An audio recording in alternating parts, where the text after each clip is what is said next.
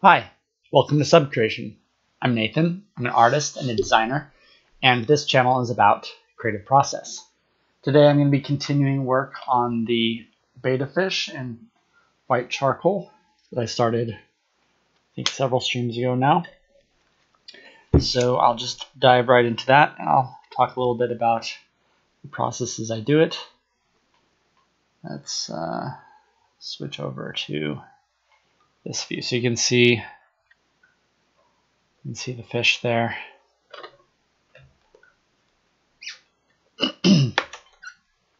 So I have it outlined in black lead, black paper, so you can see it kind of shows up if you're tilting it in a certain way. I can see it pretty easily here. The thing that is a little bit challenging to see here is the drawing itself when I have too much. Well, on the screen it's hard to see it with too much light. On the paper I need a little bit of that light, so I'm going to try to strike a balance here between us. Check the stream. Alright, so I'm just going to continue working on these fins here, which I started previously.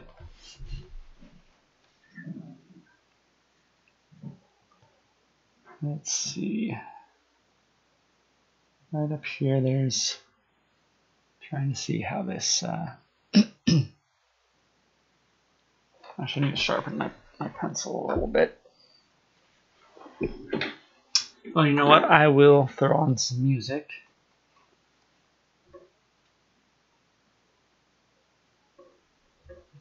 Yeah, hi Miss Kitten. Here, let me, yep, that's exactly it. We're back to the betta fish. I was experimenting last week with, or I guess it was on Wednesday, which was last week, with Copic markers. They weren't actually Copic brand markers, but you know, that style of marker. And it was interesting. I learned a lot, but oh shoot, my lead broke off. Oh no, it completely broke off. Don't you hate that? Look, completely lost. I don't know if you can tell. There we go. Completely lost my lead. I need to dislodge it so I can use this thing. So anyway, I learned a fair amount from Wednesday's stream. Well, hi, Catlin. Thanks for joining. So yeah, I learned a lot last week, but I would like to get a better handle on those markers before I am on stream again. I have a feeling that there's a ton of potential there. I just need to get a better handle on it. And oh, I'm still, wow, something's really wrong with my pencil. You know, you ever have that happen where you just, every time that you go to sharpen it, it breaks off again? That is my situation right now. It's broken off 3 times now. I'm trying to be really, really gentle with the sharpener, but sometimes they're just already broken inside there, I think. It's the challenge with charcoal and a pencil. Oftentimes they will be broken already. So far I've had really good luck with this particular pencil. Usually, oh, it broke off again.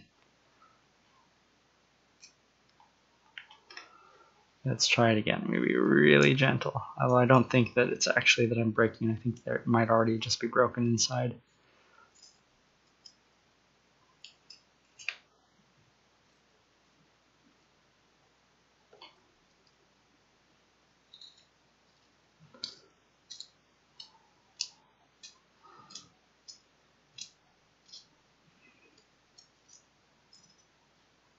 Uh-oh. That's like the 5th time it broke. Once again, completely broke into the nub. Here, I'll do this on screen. You guys can tell me if you see something wrong with my technique.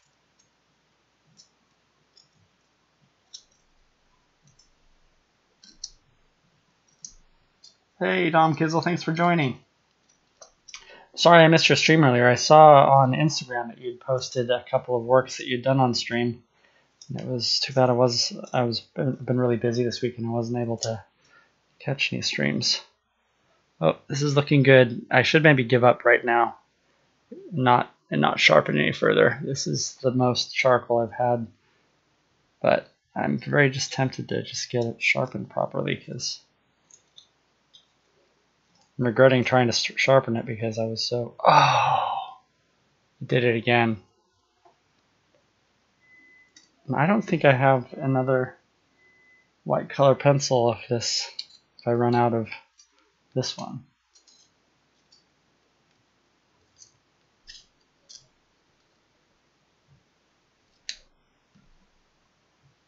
I'm wondering if there's something wrong with this that's doing this every time. Nope. It seems to be that's just already broken in there every time I...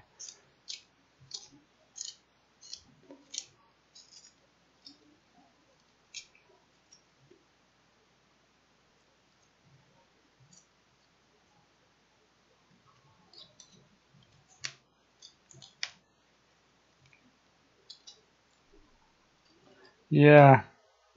Okay, I've got enough lead there that I'm gonna try to get back to drawing now. We'll see if this... Oh, yeah, I'm looking forward to catching one. Dom Kizzle.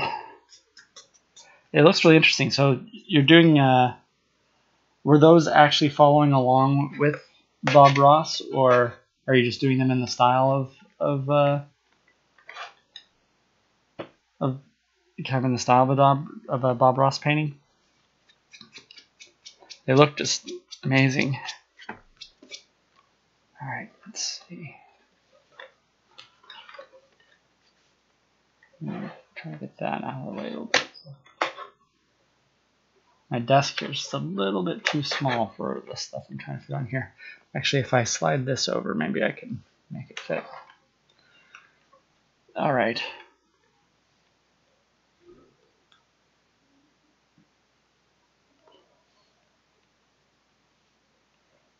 Okay.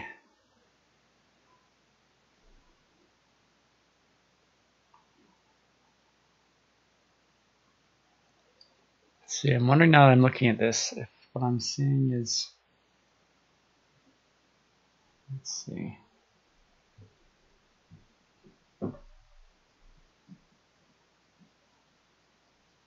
Oh, I was going to play some tunes.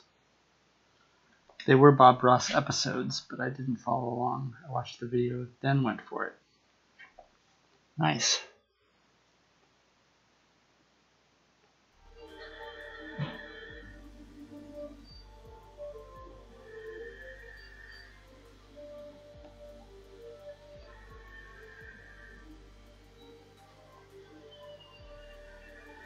It seems like the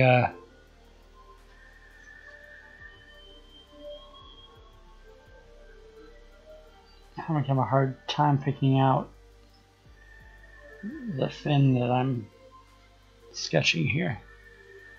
It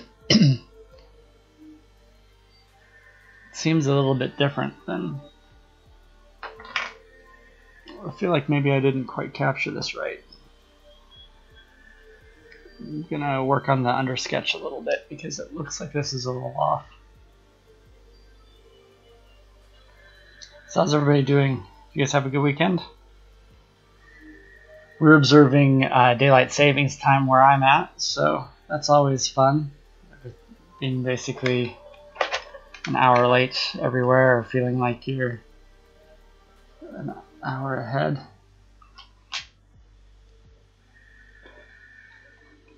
Okay, so this goes like this, and there's a little bit, oops, there's a little bit of a thing, but then this one here, I see the problem is that I have this run back there. This is all the way up here, I think. Actually, this comes out further than this one.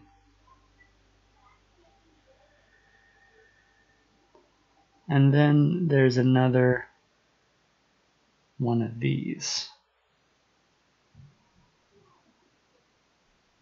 This whole thing's pretty far off. Sorry, Dad. I'm sorry. It's fine. I didn't know you were on. I am not getting there. You slept until 11 a.m. this morning, Ms. Kitten. Sorry, Bernard. Actually, not going. Whoa. What happened? It just does that. Okay, I think that's a little bit closer. Oh, that friend can. Woke up at 10:30, Dom Kitzel. I was up really early, so.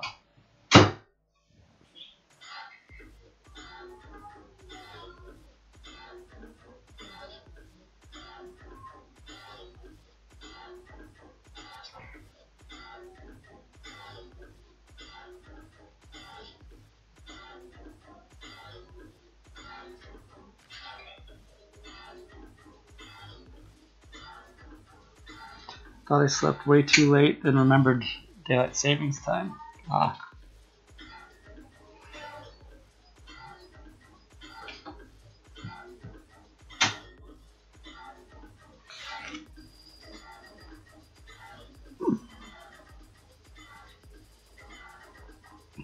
I've had such good luck with this pencil before now that I guess eventually it has to strike. I decided to stream, didn't plan on it yesterday. So today's was a bonus stream. Dom Kissel.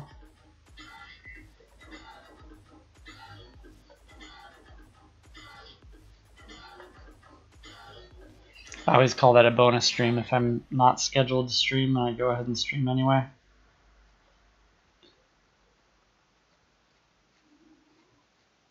I haven't done a bonus stream in quite a while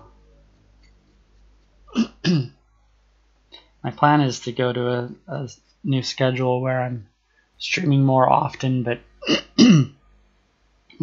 less for not for as long. Yeah, I slept longer than I wanted to, but was really tired when I got to bed, so I guess I needed to sleep. Yeah. Miss Duncan said it was, I guess. Yeah.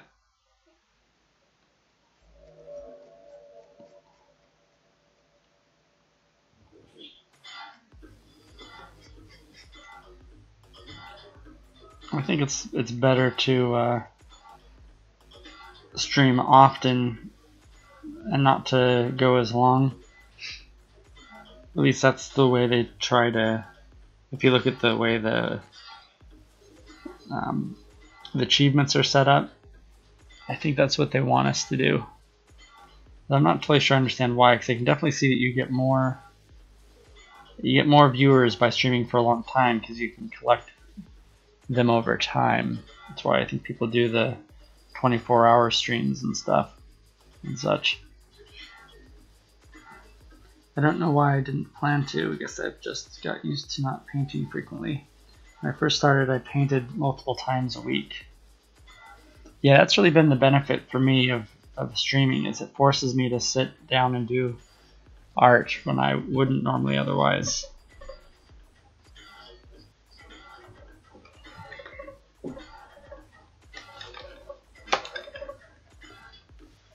Oops.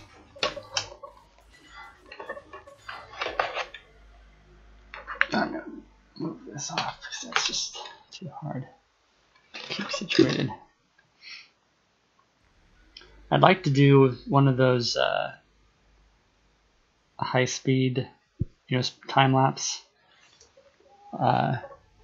videos from these, but I feel like I move the canvas around too much. It'd be hard to follow. I've seen some people string them together even when they're moving around like this, but I feel like I'm going a little more erratic.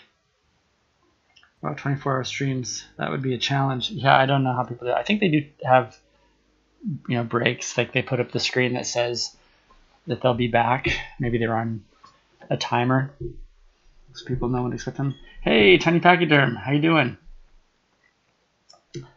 I caught a bit of your stream this morning and really enjoyed it, but unfortunately I was interrupted by kids who had needs. They wanted me to feed them and stuff, and so I stepped away for a few minutes, and when I came back, you'd ended the stream. But I'd like to find what that was you're reading and finish it.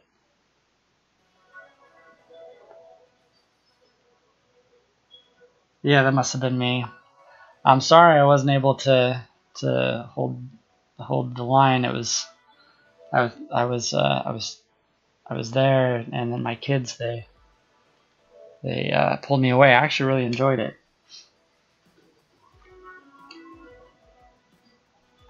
Just 20 minutes, huh? Yeah, it's one of those things. Like I feel like anytime I get experimental and try to do something that isn't really as common on here, it's like it's more challenging, and I feel like we need to press through that because that's where I think the best experiences lie. That's where but the story, if you want to just read it, is Selkie's story.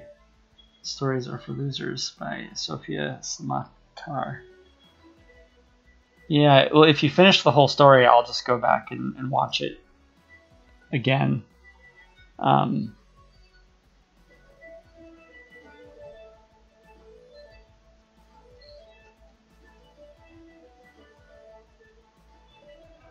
Your puppy there seemed very chill.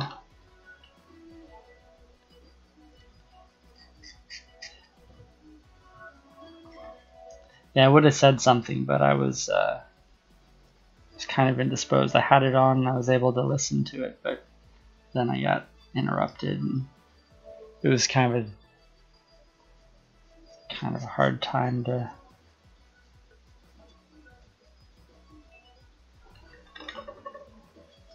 engage. Like I wanted to say something in the chat, but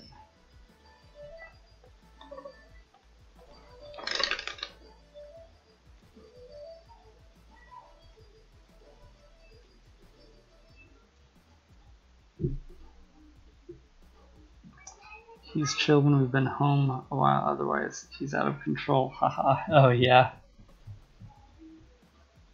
Yeah, it made it seem like, hey, this is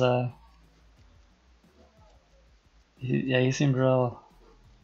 He was enjoying just sitting there and hearing the story.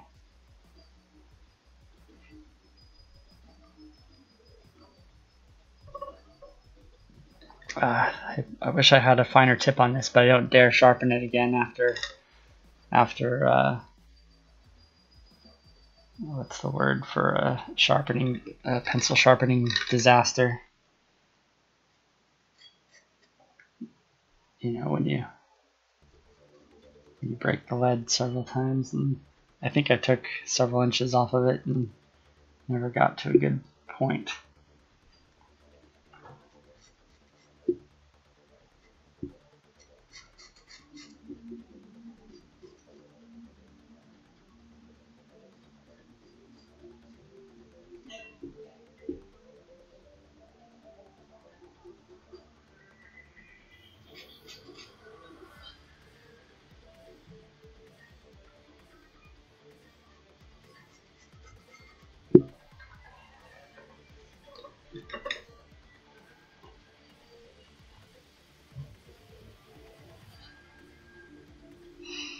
At the time I tried something that was more unconventional on the stream was coding. I was doing some programming, making the particle system that actually appears when people do the follow. I use it now as my follow animation. I need to fine tune that a little bit better. It'd be nice to have it in different colors, but anyway, that was something I did as a it was a JavaScript project. And the first stream I did, I actually went surprisingly smooth. I had some good luck and all my code worked, and I had a lot of people drop in, and it was interesting. It seemed like it was going well. But then the second time, I just had a total catastrophe of bugs and nothing working, and I had pretty much no viewers.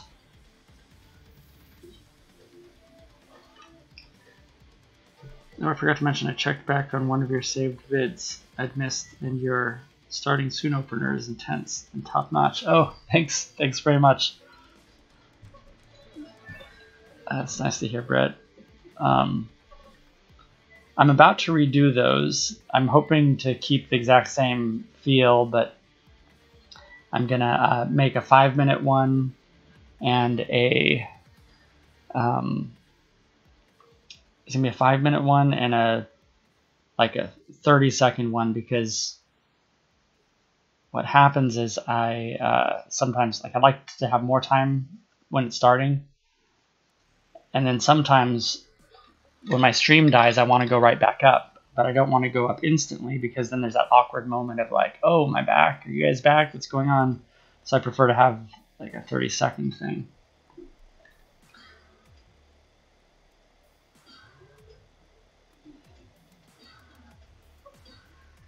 That's interesting. The rewatch experience is a little different. I know most people are, like, we think of the Twitch is really for the whole live experience, but because I was kind of originally creating these as a way to capture some stuff I wanted to teach my son, I've been trying to keep the other experience, the rewatch experience in mind, and that kind of adds a different dimension to it. I think it makes it fun. Because then one reason it makes it fun is because when you have a moment when you really don't have any viewers and it's just you, but you're still trying to talk to the camera and keep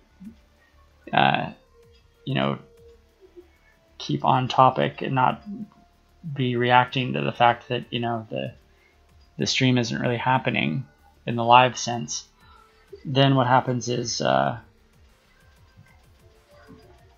you just keep in mind, oh, this is for the future people.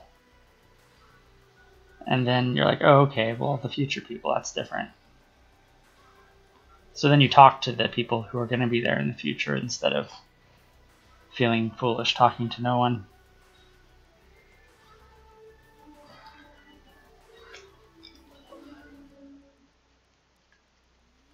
Yeah, that was I had sort of a different intention when I was starting this. The live experience, which has been awesome, has been a big bonus for me.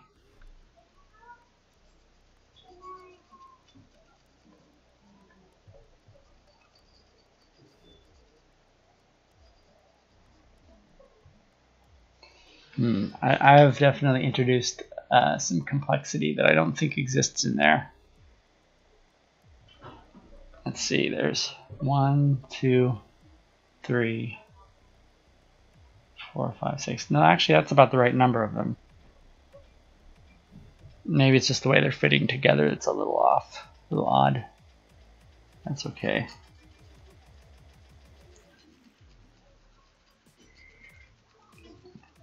The nice thing you always have to remember when your drawing gets off track from gets away from the references, just remember that people who view your drawing won't actually get the benefit of comparing it to the reference if you don't.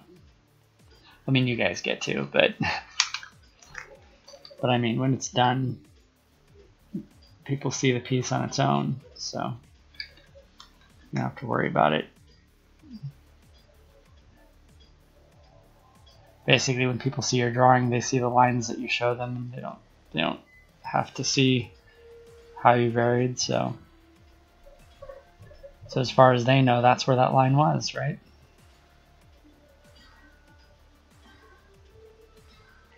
All right, I need to really bring out the. This is all pretty. This is looking pretty flat. I need a lot more variation in here.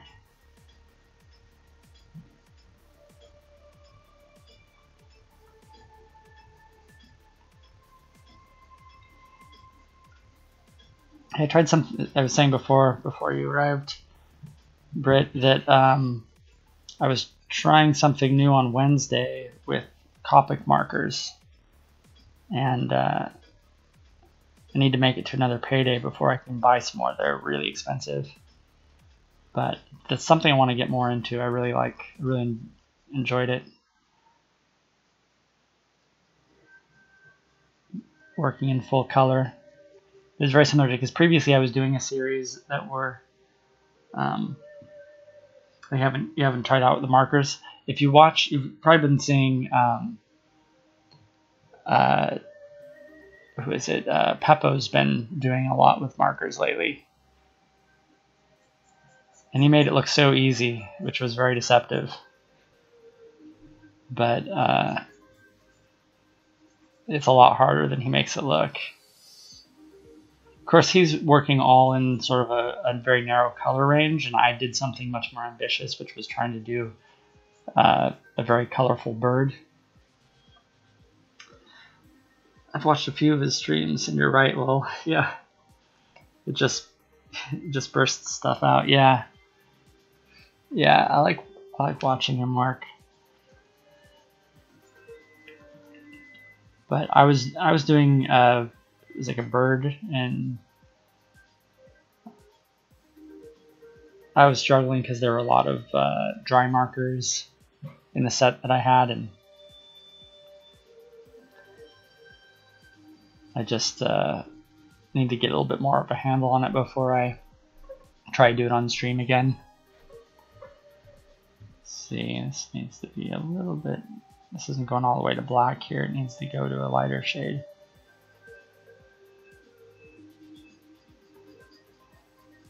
But I'm excited about it because I was doing this whole series on in Sharpie before, kind of because I thought, but partly because I use Sharpies all the time at work, and you kind of think of it as a blunt instrument, you know, you don't think you'd do anything really detailed with it, even though it's called a Sharpie, they're not all that sharp. And so I enjoyed actually really pushing it and finding out you really can get a ton of detail with it. Kind of like when I was in school, I did a lot of drawings with ballpoint pens, because that's what you have in school. You just have a ton of these pens that they're super gooey, and initially they seem kind of difficult to control, but once you get a feel for them, you can do really amazing things. I've seen since then, when I was in school, I'd never seen anyone else doing, trying to do sort of photoreal drawings with them. But nowadays you see lots of artists, that's their whole thing, is doing these really vibrant, detailed ballpoint pen drawings. I used to doodle a bit with ballpoint pens for the same reason, mostly in meetings at work. Yeah, that's the thing, is just that's what you have present. So that was sort of my thinking of doing the Sharpie series. I thought, it'd be kind of cool if I could master this and then have the ability to just whip out something in the situations where that's all I have. But what I found was it's actually really fun to work with ink because you just put down a line and it's there. You can build stuff so quickly, and the Copic markers are the same. They feel pretty much exactly the same as the Sharpie, and they're just much more. You have a lot more choices in terms of color, and you can build them up. So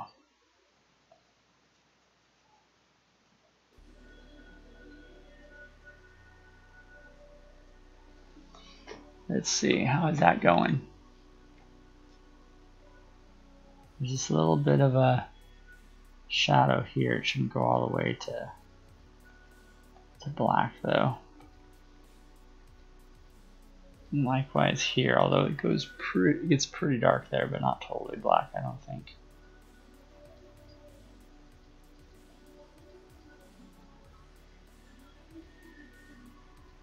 Like, I can't get one of my spiders to eat its stupid cricket.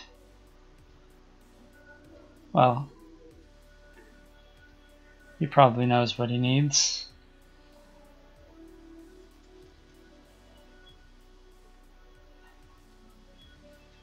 Probably not much fun for the cricket, I suppose. Actually, the cricket's probably quite happy about the situation, to be honest. How big are those spiders? Tiny pachyderm. Cricket is bigger than any I've given him, and it startled the spider. I used to have a bearded dragon, so I've fed many crickets to that critter. But I had to rely on someone else to pick them up, and sometimes the pet store has smalls that should actually be labeled larges.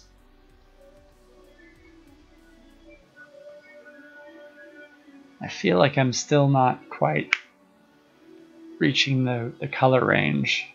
Like these are quite a bit brighter. Let's see. This down here, this definitely gets pretty bright down here.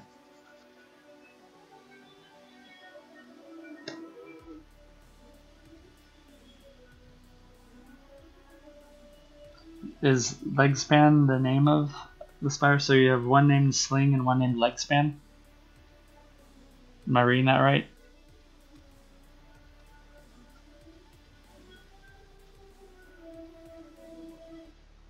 No?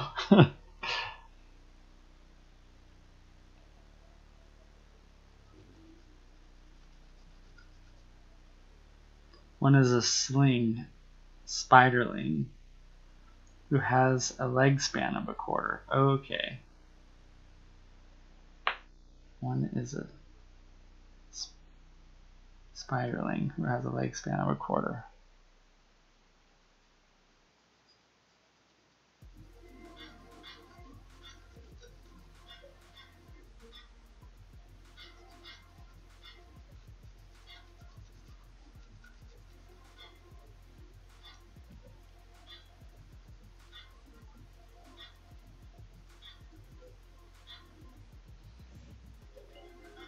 The other is legs included about half my palm.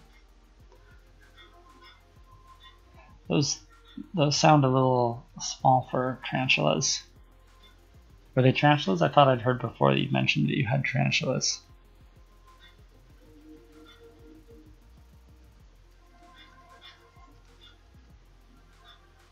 The bigger one is voracious. Chases down crickets and tackles them. They are tarantulas. They just aren't full grown. Oh, okay.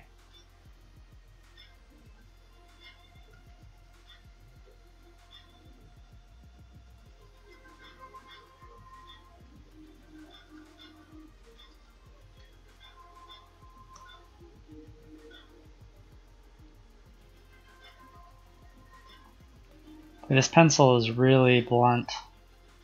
It's very challenging to work with it this blunt.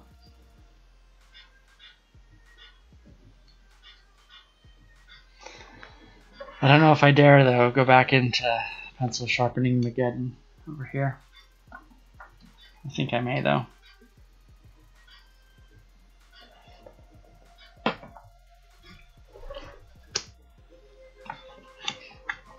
A leopard gecko. I had a gecko briefly. I think it might have been a leopard gecko. It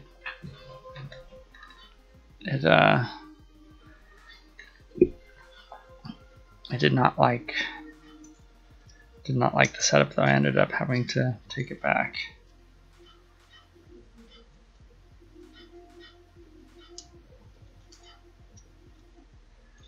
Had it less than a day. Oh no.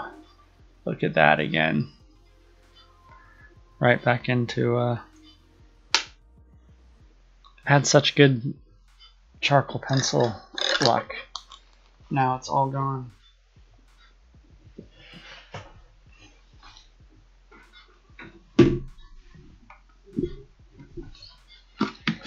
Okay, I'm gonna try sharpening this again. Bring this up on screen so you guys can feel my agony as this happens instead of just watching me over there suffering off in the corner.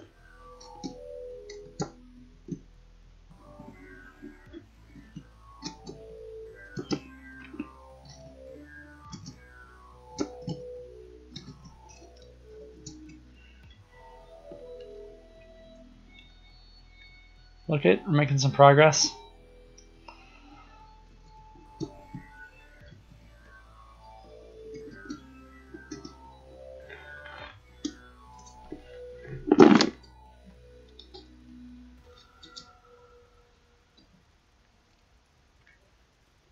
Oh, again.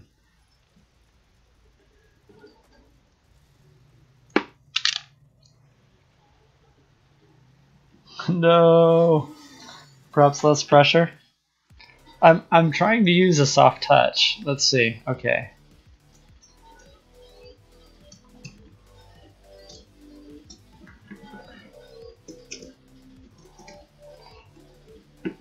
I don't know quite how to describe it. It's like the wood has changed texture down here.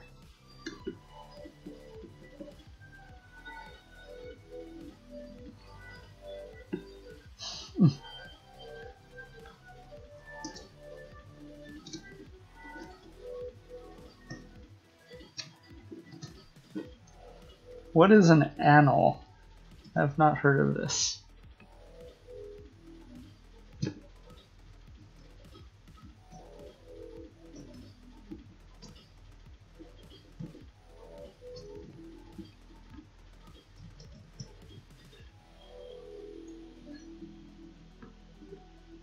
I don't feel like I'm making progress in this situation. That line, that reminds me of something. Where did I hear that? Oh, it's a Dimitri Martin joke. Those little green lizards that bob their heads up and down while showing off their fancy neck flaps. Yeah, that line, I don't know if I'm making progress in the situation. He was saying that coconut scented soap is really nice unless you're trying to wash coconuts off of your hands. And then he imitates washing his hands and then smells his hands. He goes, I can't tell if I'm making any progress in this situation here.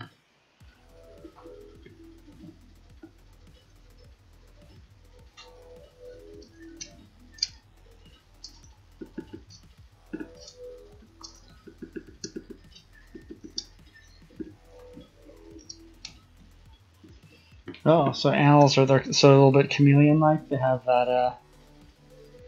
See, now I've got a little bit of lead again, but it's worse than where I was before. But I'm tempted to give up because this is just this is a rough situation. I wonder if it might have anything to do with this pencil sharpener either. I don't know.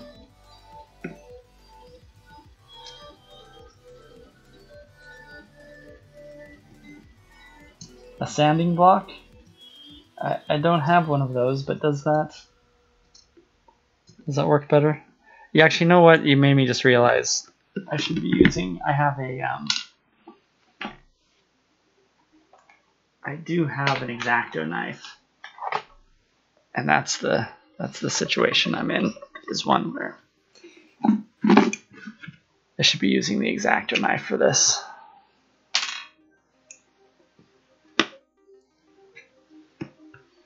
Let's see. Here, I'll bring this over so you can watch my fun and experience my pain if things go south.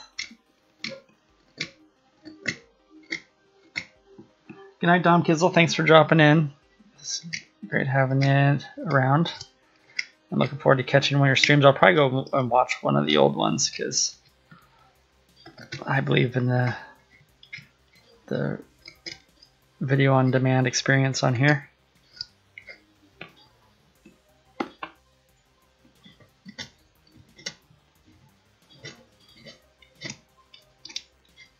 I wonder what happens when you're watching a video that's in the past, you know, a video on demand. Oops, sorry, I'm off screen here. If you're watching one of those old videos and then you comment on it, does the person who streamed it have the ability to see that you have commented on their stream? I know I've commented on my own videos that I was playing back, but I don't know if that's different.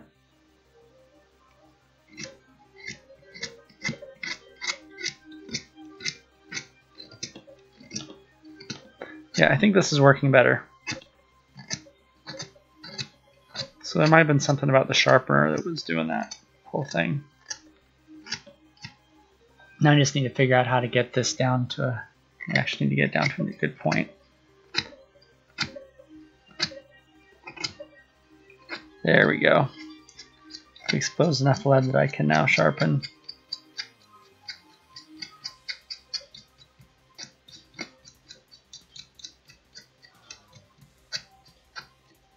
I don't think they see the comment. Okay. Well, what's the point in commenting on old video then? I mean, who are you commenting to? Seems like if they just notified the broadcaster that it would have a point.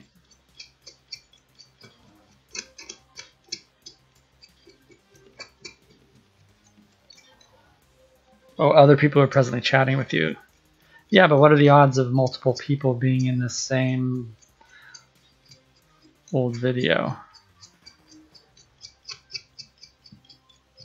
Very low, yeah. Now, if it was a rerun, that makes sense, right? When it's a rerun, then multiple people could be experiencing the same thing, right? Just like Bob Ross, that's how that works.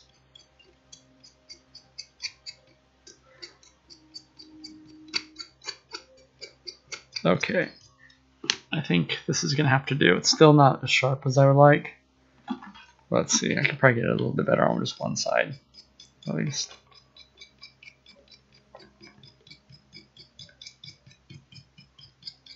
Okay. And enough of that fun. I am going to. I hope this this charcoal pencil lasts long enough to finish this. I'm starting to question now because we've lost a lot of pencil just now.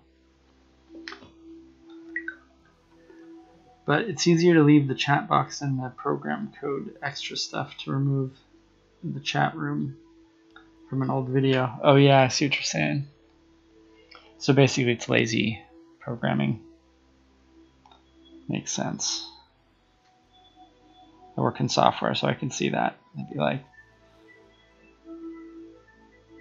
I'd say the devs say it's going to take 4 weeks to remove that, and we'd say, just leave it in.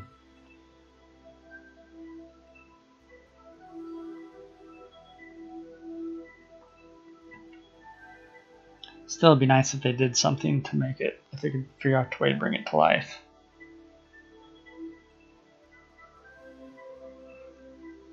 Okay. This all feels a little funny up here.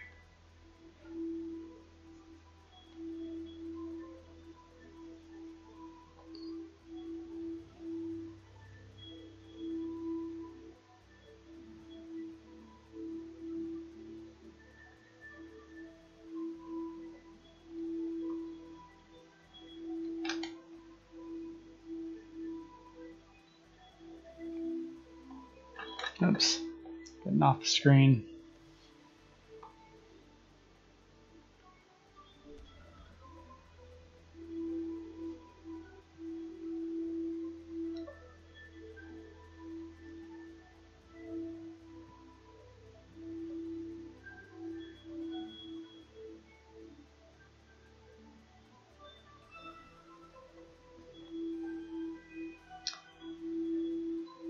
I see profile pages kind of like people's living rooms, where you can go watch a live show at a friend's house.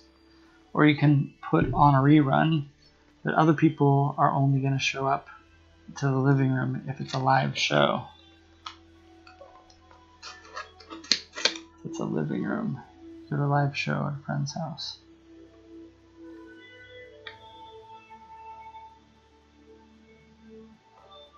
Oh, I see what you're saying. You're, like, metaphorically, you're comparing it to a living room. Easier to leave the furniture in place. Yeah, that's a good point. This right in here is pretty, this is a lot brighter here than what I've got so far. Actually, this is really bright across here and fades down.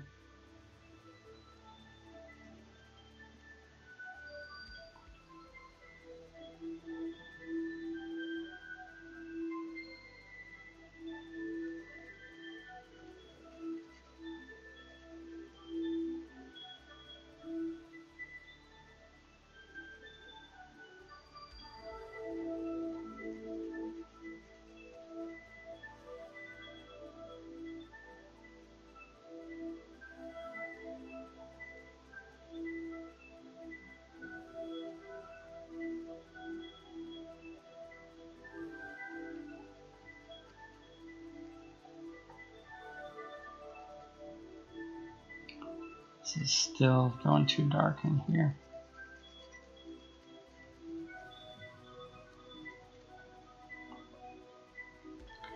There are times when I can totally monologue while I'm drawing, then there are times my brain just totally stops.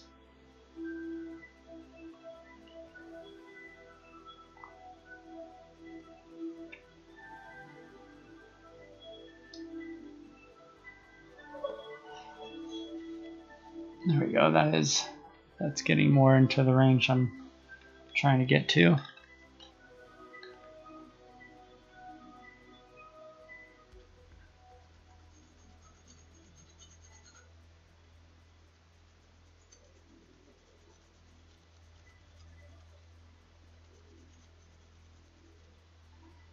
I didn't realize how much of my day I narrate sing when nobody but my dog is around.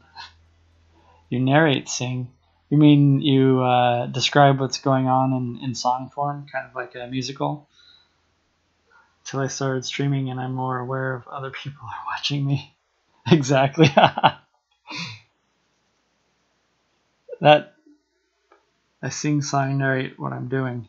That's actually quite ideal. So you've basically been training for this all the time. You've basically been training for this your whole life, is what you're saying. Because that's basically what you're supposed to be doing on here, is making things more interesting.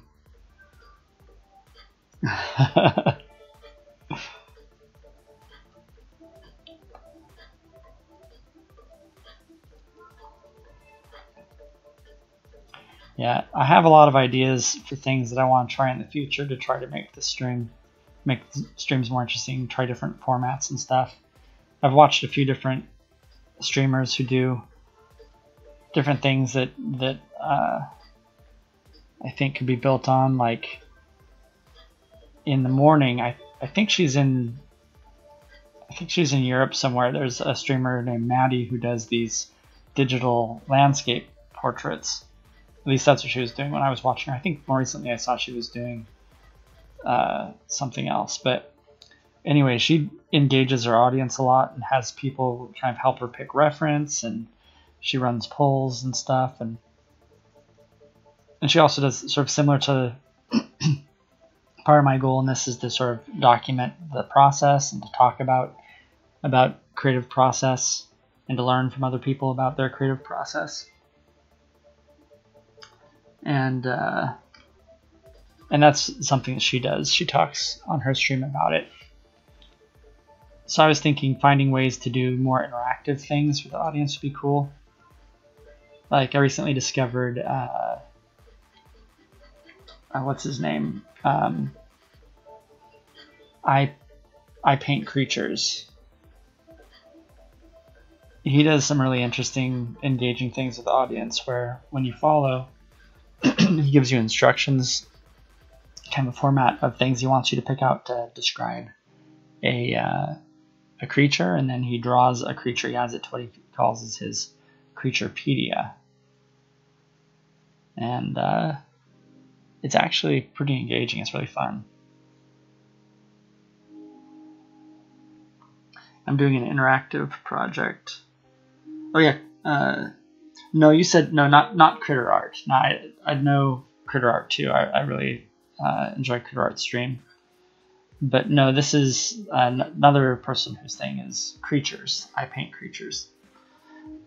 I'm doing an interactive project, collaborative poetry thing for my final project for one of my classes. Oh, cool. Oh, hey, critter art, welcome. We summoned you somehow. Wait, was Tiny Pectorum saying that because she knew that? No, she didn't know that critter art was here.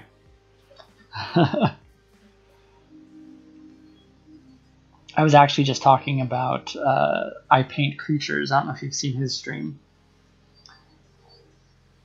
Yeah, we summoned you. You didn't have to. We didn't even have to say your name 3 times. Literally just got on and heard my name. Yeah, what I was saying is I was talking about different things you can do to make your stream. Like I'm thinking of things I want to do to try and make the stream more in the future. Things that I'll do to be more interactive with the audience. Talking smack, haha, yeah.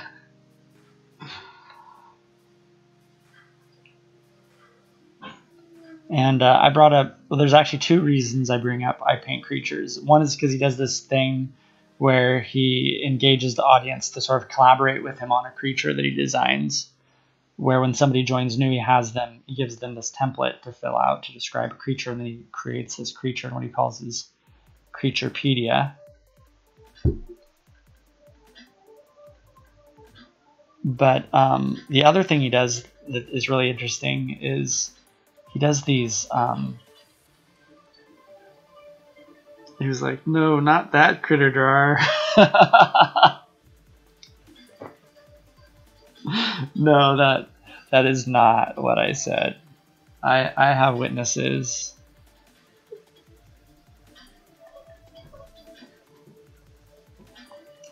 But he does this sort of like a puppet show type thing, as like that breaks up his stream. So sometimes he's drawing, and sometimes it cuts to this wild puppet creature that is talking and saying all kinds of stuff. I have a hard time following what the puppet is saying, but it's very engaging. It's interesting. It's definitely different. And it caught my attention because one of the first things I did on my very first stream was I was planning this intro animation, which is all animation that I plan to do in Oculus VR. And so my plan is ultimately to have characters. I want to develop a series of characters, sort of like cartoon characters, that would be sort of integrated into the stream. So I haven't figured out how to do that exactly yet, but I was picturing something kind of like Mr. Rogers has this thing where he has like the real world, and then he has this make-believe world, and the story kind of alternates between the two, or the story. I mean, the episodes alternate between the two, and usually the make-believe world illustrates themes that they're talking about in the regular show. Yeah, it's interesting. I've been wanting to up the interactiveness also. Oh, VR characters sounds super cool. Yeah, I haven't done an animation yet, so I don't know yet what the reality is, like how much work I'm committing to if I do this. But I am picturing, like, once you get into the green screen stuff, like, I don't know if you've seen how Russell Stewart has his green screen set up, but it's pretty brilliant. He has a section of his screen, so it looks like it's an overlay, but it's an underlay because he's using green screen. And I was thinking if I did something similar to that, I could actually have a part of the screen where characters could come into the screen and interact with me.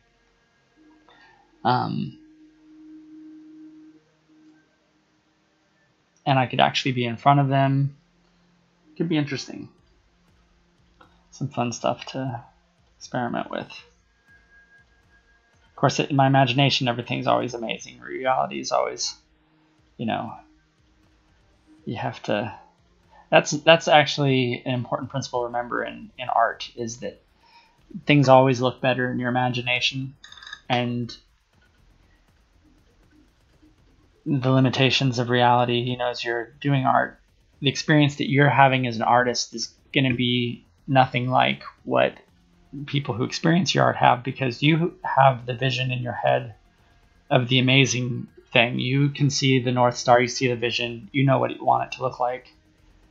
And in my experience, no matter how much I develop skill in an area, there's always some sort of gap between what I want to do and what happens. Oh, I'm missing part of the conversation. That sounds bomb. Oh, hey Callan, thanks for greeting Critter Art. Making sure he knows that he is appreciated here, and that nobody's talking smack about him when he's presumed to be away.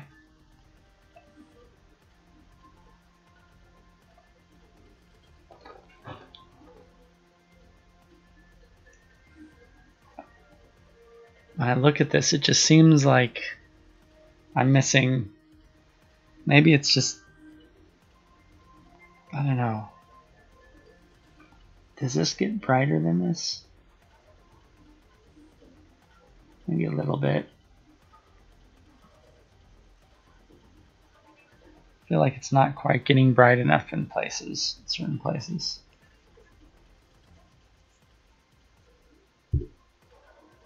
Yeah, that does make a bit of a difference. That helps.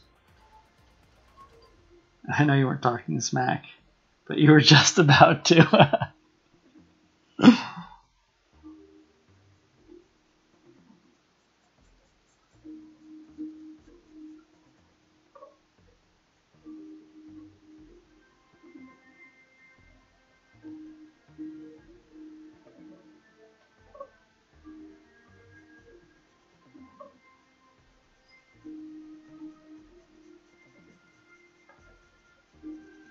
I think that gap that I was talking about. How long have I spent on this? Thanks. Let's see. I spent one stream on it when I first set it up. I think I just outlined it. I think I might have done something else for the first part of the stream, so it may not have been a full. I guess. I think this is my third stream, which puts me around 5 hours now. Do you ever add black pencil on the black paper to make it darker in areas? I haven't tried that. I've noticed some other people doing that. I was watching, was it the Art Crate? I think it might have been the Art Crate. If anybody knows, I think it was the Art Crate is working on a portrait of what's his name? Robert De Niro. Anyone knows what the Art Crate's working on right now and can correct me if I'm wrong, if that was somebody else. Jump in, but she was doing that. She had black and she was going over it. Yeah, okay, so she is the one doing De Niro. I don't know. Like I've noticed that that's also how Kit Slam is working too. I've seen him going over and using black to darken areas up.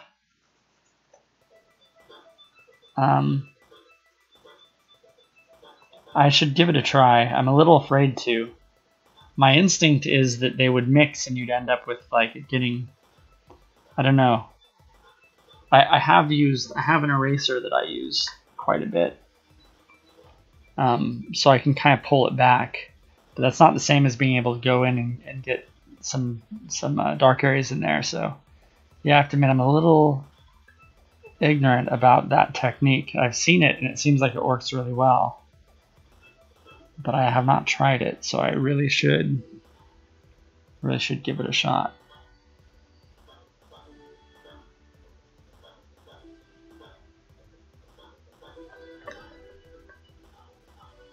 Oh, you're not familiar with this medium? And I'm not sure, well, definitely the art crate was using white charcoal, I'm pretty sure. And Kitslam, I don't know if he uses white wax pencil. That's why I was a little unsure about it.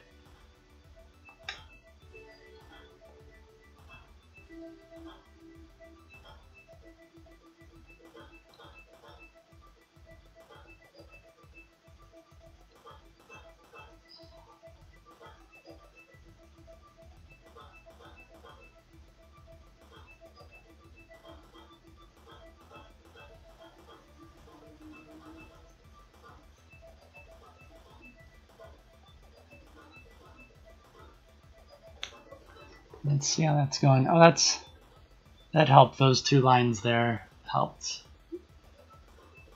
It was looking a little too puffy before. Now it's looking a little more fin-like.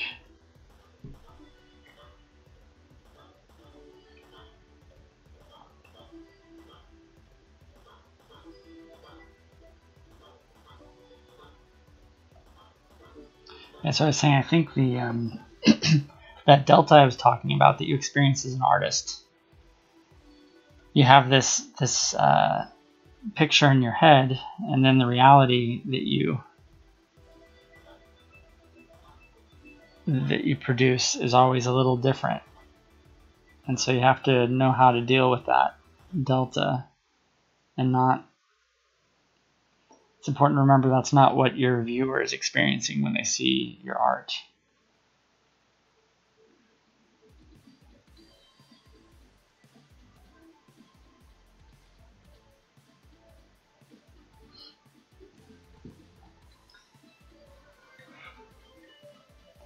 That's also another thing that keeping in mind also, like the viewer or the person who receives your art. Like there's the experience, there's creating art for your own, sort of for your own purpose. And then I'm still on. There's so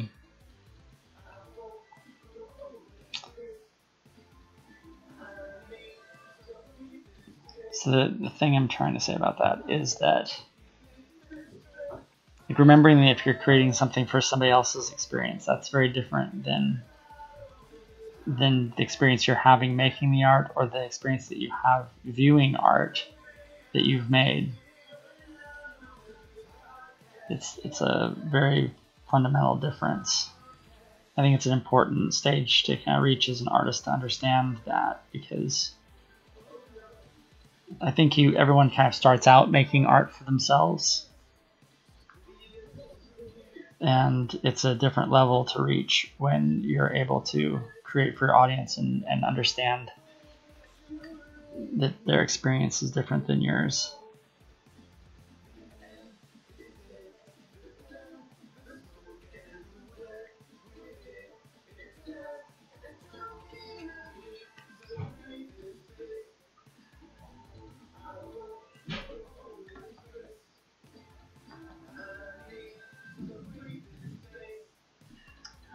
Thanks, Pure Art. Well, I'm sure you know all about it because you actually work commercially, right? You're a illustrator by day doing those the children's books. So I'm sure there's a pretty clear divide for you between when you're making art for your own amusement versus course, commercial art's a little bit different. I actually have a very high respect for commercial art. I think in some ways it's better than fine art. Like there was kind of a controversy about that sculpture that was put up in New York across from the bull, Fearless Girl. Yeah, it's so different. I thought there was a bit of the criticism I heard people were saying about Fearless Girl was that Fearless Girl was actually commercial art. It was hired by the artist who made it was hired by this stock trading, or I forget, it was some sort of trading related company. And so they'd basically commissioned it, and it was done in a very commercial context. Whereas the bull was actually guerrilla art that had been made by an artist who had, he'd actually forced, it was posted as guerrilla art, like he'd forced it on the world by just putting it there overnight, and people got used to it and it became a fixture. But to me, I think that in some ways would be easier to do, to just go off, create your art, and then thrust it onto the world, than it would be to work in the commercial framework that the artist who made Fearless Girl did. So while people were criticizing and saying, oh, this isn't real art, this is different because it was made by a corporation, that was actually one of the things that really stood out to me about it being good, even though there were like some questions about the meaning of it and their involvement, because it was this big company. I think they were trying to do it to improve their image somehow. But anyway, it's looking a little better.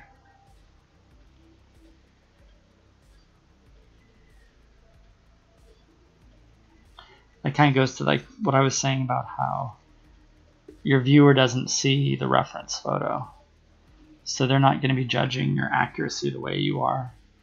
And so it's good to kind of loosen up and not worry about departing from it so much. What matters is that the image you create is convincing, not that it looks, not that you get the lines exactly right. I mean, unless you're doing it as an exercise. I mean, there is something to be said for that if you're trying to improve your accuracy. Yep. Black paper is intimidating to me. Oh, really? Why is that? I actually find it kind of, I don't know if it's a little bit liberating, because I feel like when you're drawing the shadows, I feel like you have so much more responsibility, But with the highlights, it's like, oh, I'm just going to draw the light parts. It's like, I don't know, something about it makes it, yeah, good to make it your own to an extent. Yeah, that's it in a few words.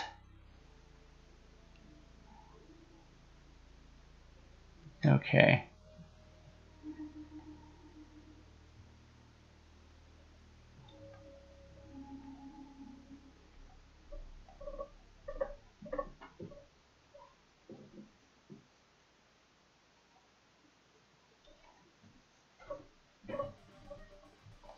I'm not sure. I think it's just that the materials used on black paper are often less easily erased. That might be true. Let me see. No, well, I mean, yeah, you can see there's a little bit of it sticking around there, but I'd say it kind of comes down to, if you have this, the gummy eraser, you are all powerful in the world of erasing.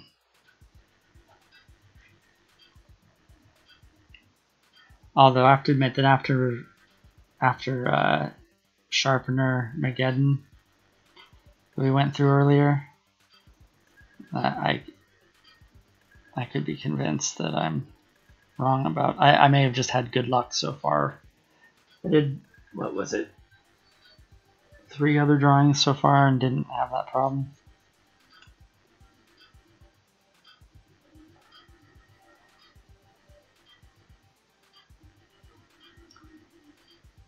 I've been playing with tan brown paper though, and that's been fun. Yeah, medium paper actually I think is even better.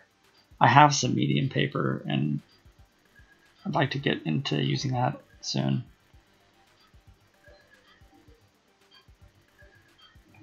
I say that full well knowing I usually draw with black pen on white paper without sketching. Yeah, exactly.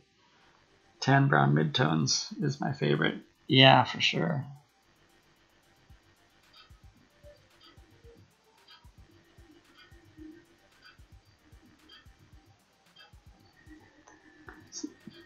Something about the tan background just makes everything feel so tangible. Like the images are real little creatures that pop off the page in a way that the black white doesn't do.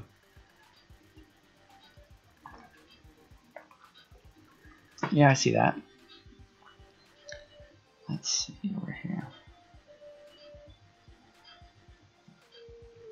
I feel like when you're doing these white on black drawings or even white charcoal, you kind of want to pick an image that really lends itself to that medium, you know. Like I've been intentionally picking these pictures that are pretty dark with the animals coming out of the darkness.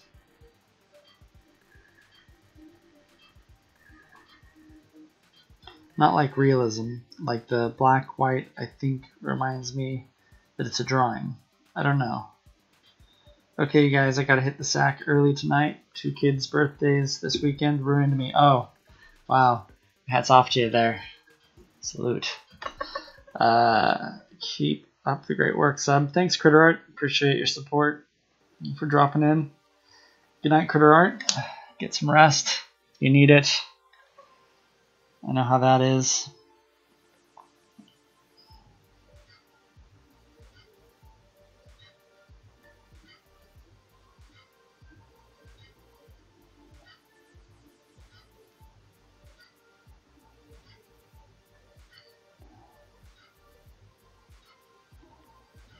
You know, I'd better order some more of these pencils. Because I won't be able to finish this if I run out of this. I think I just have this one pencil.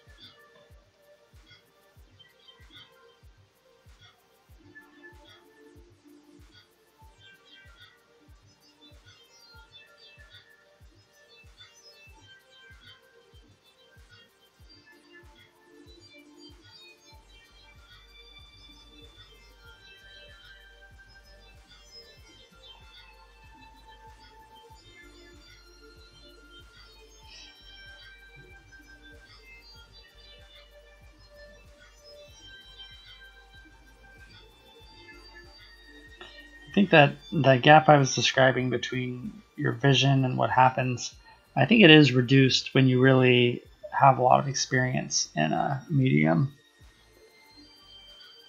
And I think it's increased also when there are more mitigating factors, like working with technology, for example. Although that doesn't mean working with digital art. I think you actually have a lot. You can oftentimes have a lot more control because of all the levels of undo and the ability to incorporate, like in 3D art, I can incorporate stamps or different things that can make it easier. There's sort of like limitless techniques available. But what I mean is like if you're programming, or I don't know, even then I guess it depends about just having the right experience, right? If you're doing a lot of something highly technical and you have all the right expertise available, like Pixar, for example, then that's a whole different thing, right? Then they can have a high degree of control of what comes out. But I guess what I'm trying to say is, if you're experimenting with technology that you haven't used, you're going to have a bigger delta, because anything you're doing for the first time is always going to have more of that gap between how you imagined it going and how it turns out in reality.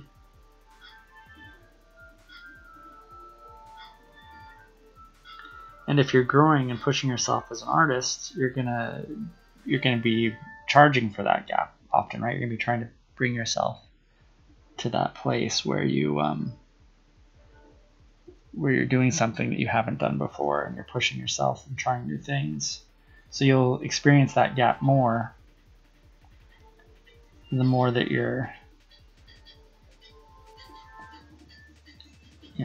developing and growing as an artist, I think.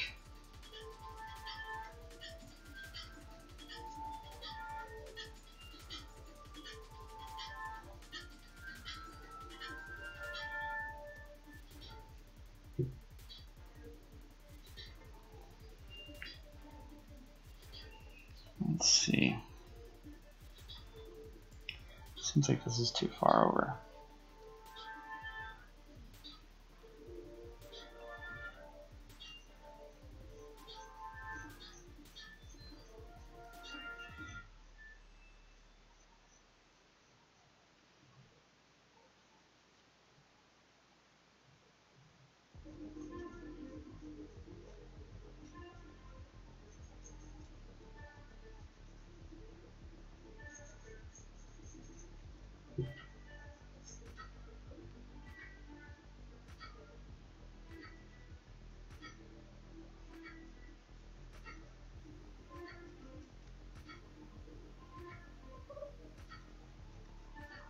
I know, what do you guys think? Have you experienced that gap where you're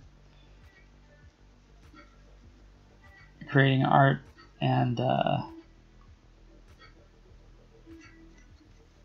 you have one idea of how it should turn out and it turns out different? Especially, like, oftentimes I'll have that and people will look at it and say, like, I'm unhappy with it, or I'll say I imagined it turning out differently, and then somebody else look at it and say, no, I think this, the person seeing the art who doesn't know what I was trying to do, they see something in it that I'm not seeing.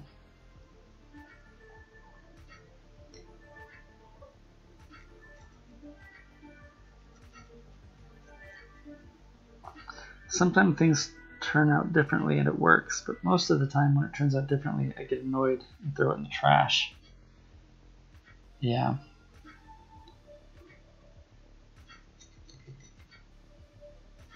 Yeah, right. There are, like, the happy accidents too.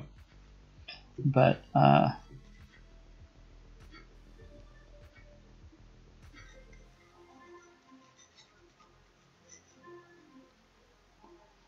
yeah, that's what I mean, is that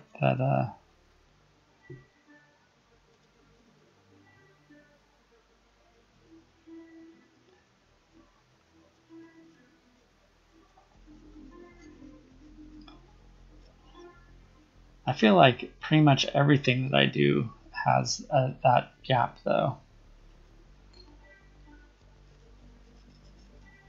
And so that's why I feel like I have to learn to be more comfortable with it, or accept it more.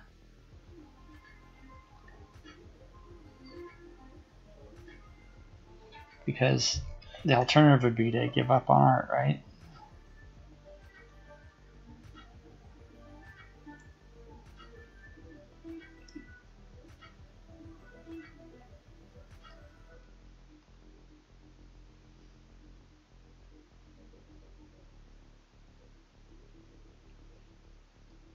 I don't know. There are occasions, and it probably varies from one medium to the next, but there are occasions when I see something that I've made and it's my impression is, rather than seeing it being like, oh, that's not as, I guess that's part of getting some space from the art, but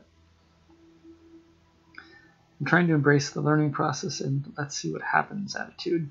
Yeah, I think that's what I'm talking about.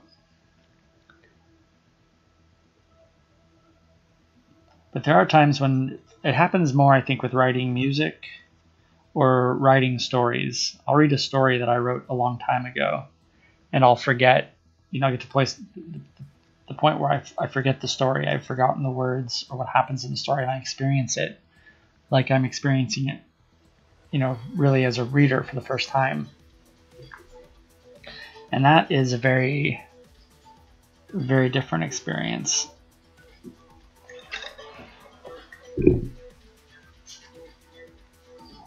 Yeah, with writing, there are times when I read it and I think, and then like my own mind is like a mystery to me. I look at it and I think, how did you come up with this? Of course, you feel that way when you're writing it too. You don't know where it's coming from. It's like, you almost feel like you're, somehow you're like a TV tuner. You're just tuning into a frequency and you're experiencing the story as it happens. Sometimes I'm like, I forgot I wrote this. I wrote this? Yeah, exactly. That's exactly it.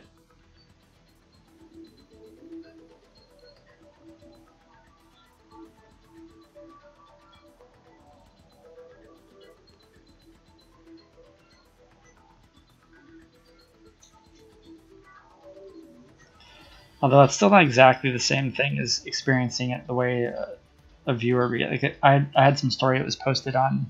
I had a story that I'd posted on Scribophile, which is like a site where you can get feedback from other writers.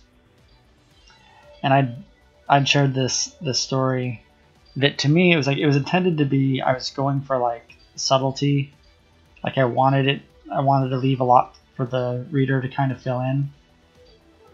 And I thought I was implying something that was fairly obvious in it, but then as I read the story, reading it myself, I experienced it like, like I'd forgotten the story and I enjoyed reading the story. But then I read the comments that I'd gotten from people at the time, and they didn't get the story. And they said that I needed to be much more explicit and not leave so much for the viewer, so much work for the reader. I mean, I'm saying viewer. But I was like, no, this is my art. This is what I want. I want to force the reader to make their own conclusions and to fill this in, But they weren't interested in doing that, so.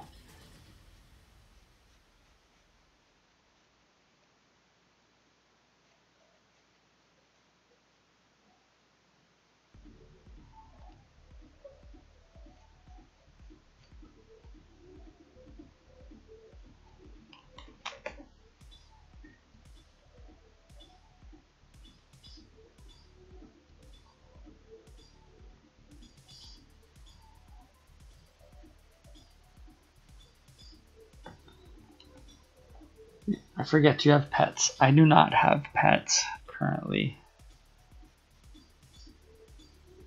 Just the kids, which keep me pretty busy. Or I would have pets. We actually had a dog a long time ago. Yeah.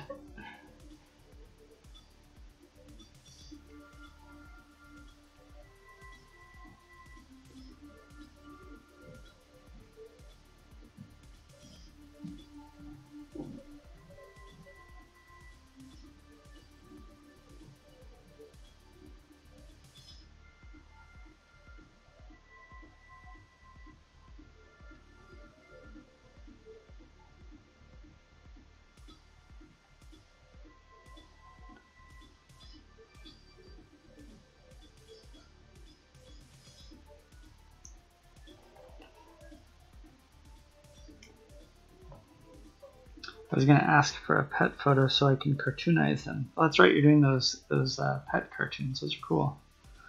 I need to try making a little human. I don't draw humans frequently in any form.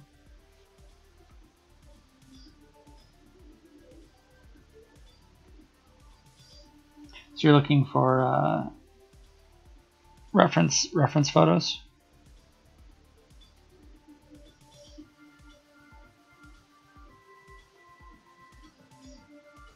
Yeah. Yeah, I could post some, but I don't want to just draw any old animal.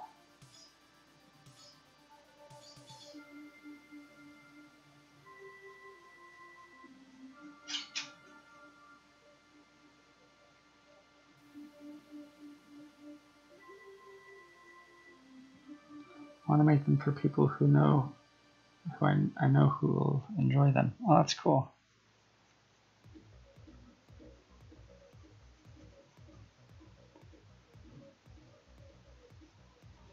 Yeah, unfortunately, I have no pets right now. I am trying to find some pictures trying to get some good pictures of my kids as reference to Tikiwa. I was gonna commission a charcoal drawing from him, but I've had a little trouble getting the pictures. It's just been busy. It's kind of a project, but it'll be fun when I get a chance. I took some pictures myself, but I just didn't have enough time to get a lot of them. So I tried getting my teenage daughter, to take the pictures. I thought it'd be a fun project for her to do some photography. But she did not think it was such a fun project. She thought it sounded like work. She did take a few pictures, but I think it was a mistake to give her the SLR to try to get some high quality pictures. So I'm learning I should have just gone with phone pictures. I did tell her to just take phone pictures after that, but I didn't get a lot of output.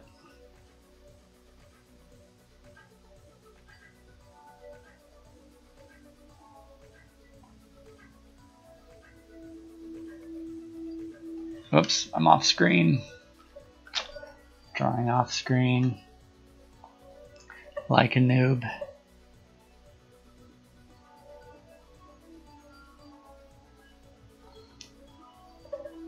I wanted a good DSLR for so long. I'm so happy with how far phone camera technology has advanced. Yeah, they really have come a long ways. Because I don't necessarily want to deal with all the stuff that goes along with professional camera setups. Yeah, it is. It's a whole other, it's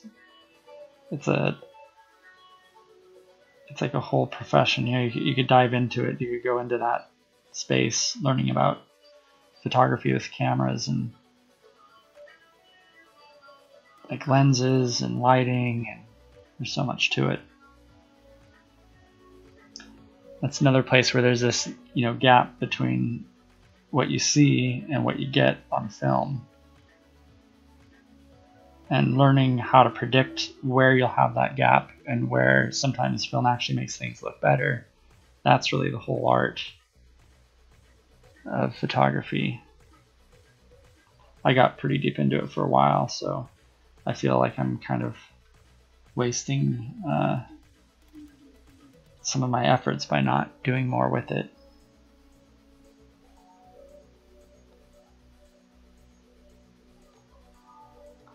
All my photos on my personal Instagram are with an iPhone. That works just fine for what I use it for. Yeah, when I got into photography, I was working at a group at Microsoft that was,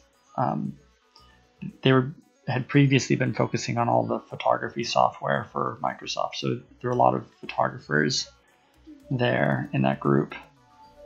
And I was one of the guys who was a really great photographer. He was always very dismissive of phone cameras, and I was saying, like, hey, I think this is pretty much all you'll need in a few years. At the time, they were still quite a ways behind, but and I remember when he got his first iPhone, he came and told me the exact same thing. But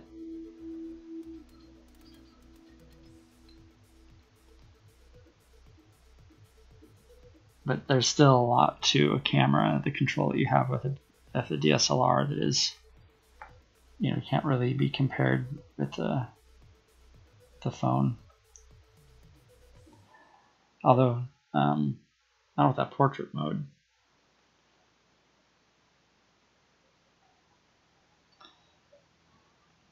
It's really just the quality of the glass. So if you can get those lenses that extends to it, that's really what makes the difference. That was the thing that my friend always told me. He gave me some lessons when we used to go doing some photography before work in the morning, and he would always say that it's like the quality of the light is the first thing, and then the quality of the glass is really the second thing. So like if you do get a DSLR, the best thing to do is to just get by the body and then by prime lenses, because prime lenses have the they have the best cost for glass. You can get like a really nice, really high quality lens without spending as much money. Whereas if you buy the what do you call it, the ones with the zoom lenses, a kit lens, that's what it's called. When you do that, you end up spending a lot more money because of the mechanism, and the glass quality is nowhere near as good.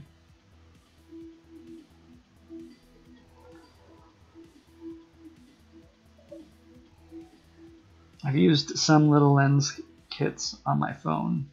There are some amazing macro lenses for super cheap, but phones can't even hope to compete with even a hint of anything telephoto.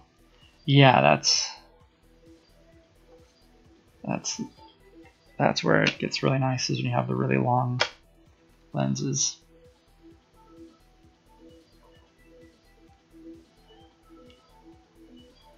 Oops, I'm off camera again. This still seems does not quite seem like it has the feel of what I'm seeing. There's a lot of really bright points in here.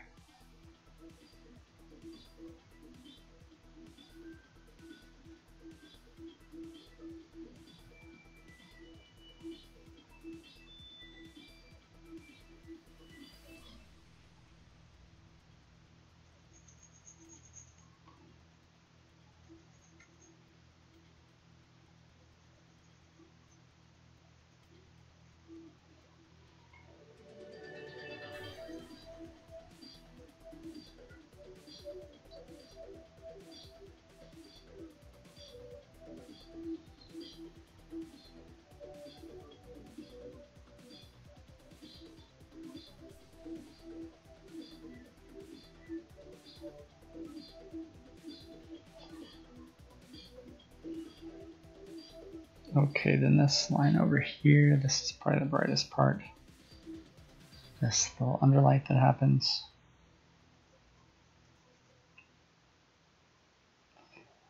I'm constantly having the impulse to sharpen this pencil, and I know I shouldn't do it.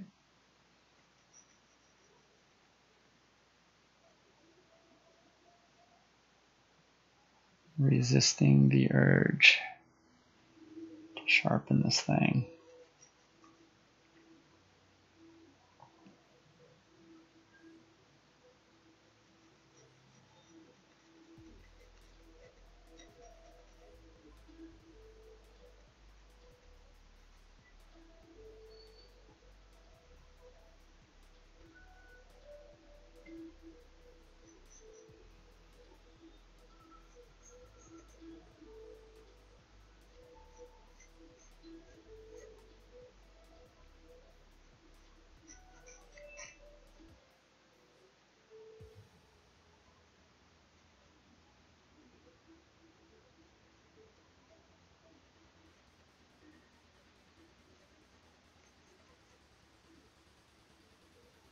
Boy, it's kind of rough with the blunt edge. I'm gonna try sharpening it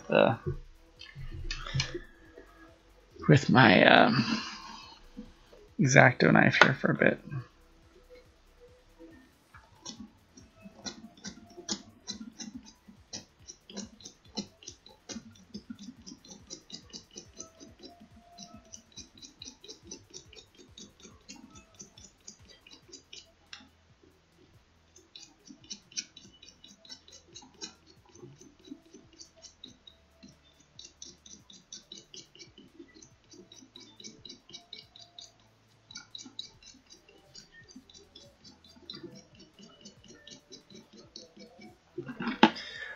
I don't know that I got so much sharper, but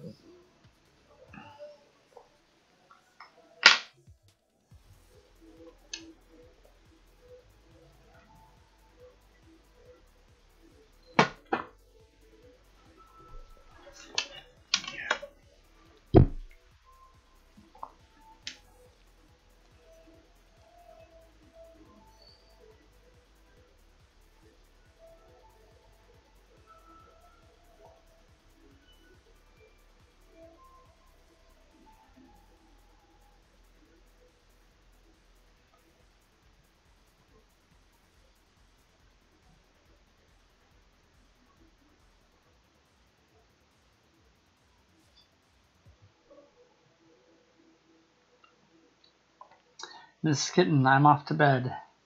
Good night, everyone. I was lurking while folding laundry. Fish is looking great. Well, good night. Thanks so much for joining and for participating in the conversation. Hope you have some rest. Thanks for lurking. We love our lurkers on here.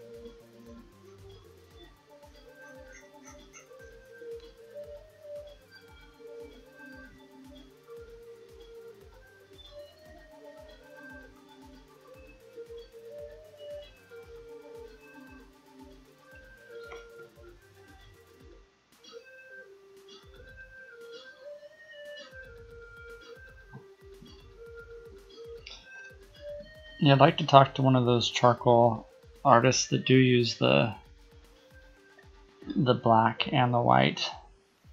I'd like to know why they do that over erasing. I feel like I have pretty good control with erasing. I wonder if, I guess you'd have more precision in putting down more black, I guess.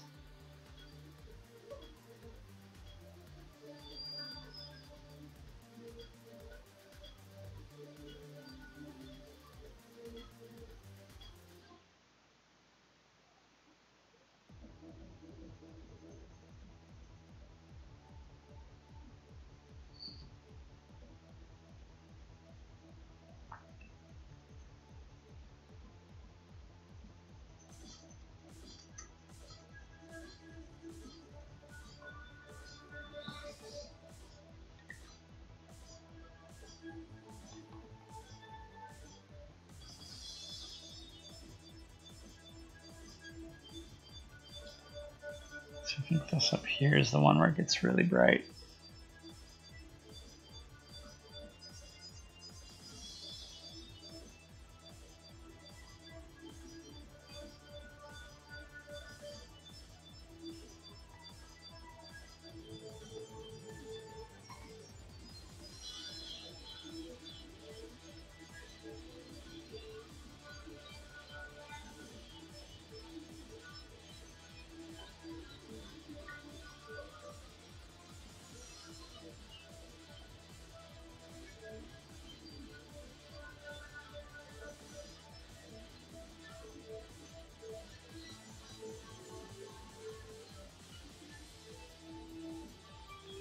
Boy, yeah, the bluntness of this pencil's giving me a little bit of a struggle right here.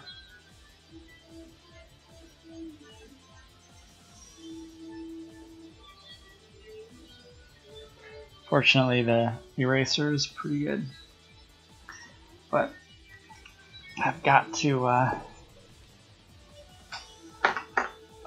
sharpen some more.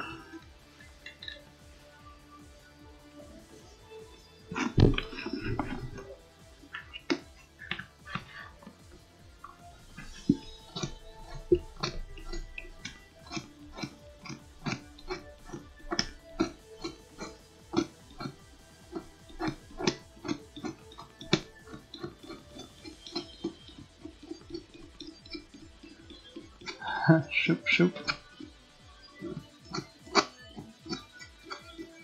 Is that the sound makes? Oh, I am too close. I'm probably too close to the mic.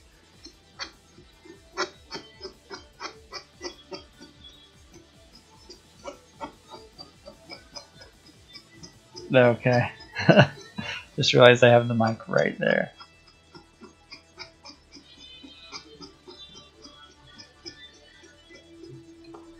All right.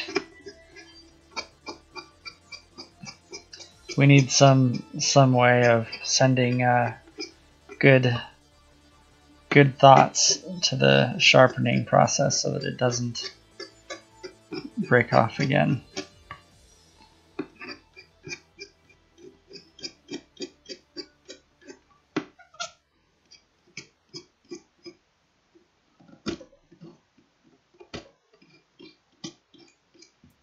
Oh, you can't see that. I don't know why. I figure I'm spending so much time on the sharpening that I've got to like do it on camera so you guys can appreciate my struggle here.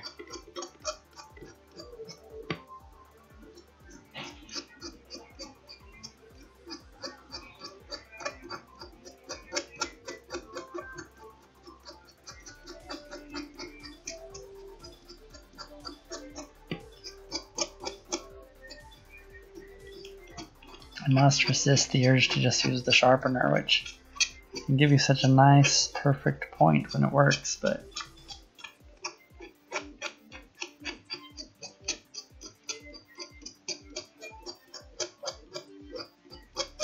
okay. That's gonna have to do.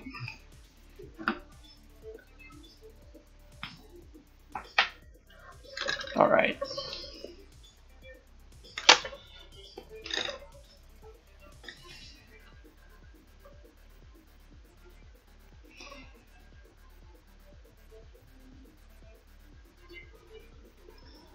I'm going to the doctor tomorrow to check up on my wrist arm, really hoping they can actually help me fix my broken body. Well, I'm sorry you're having, I think I remember you talking about your wrist before. I'm drawing a, or maybe that was somebody else that was, what's the problem exactly? I heard it a few weeks ago and I thought it was getting better. Oh. Yeah, I hope that they can do something for it. Is it like a sprain?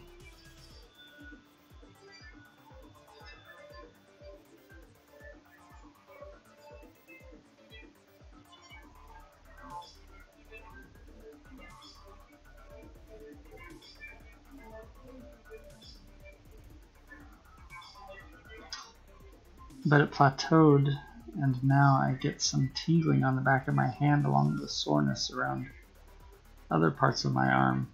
Oh, I'm sorry. So it sounds like maybe you're having some complications. Something that sounds like maybe a nerve thing. The first few days my thumb almost felt broken. Oh, that's not good.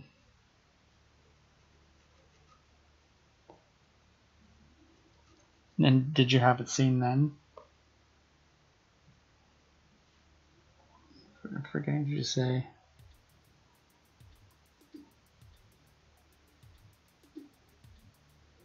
Oh, I see. So you didn't actually get it seen then, I think is what you're saying.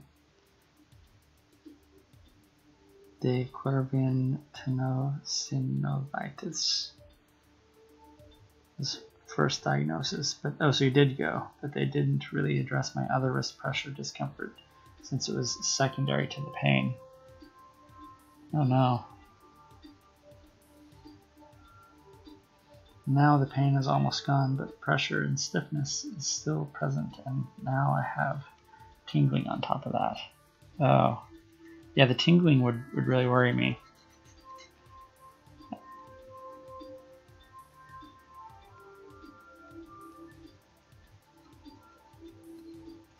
I actually did experience some tingling a while ago and went to the doctor, and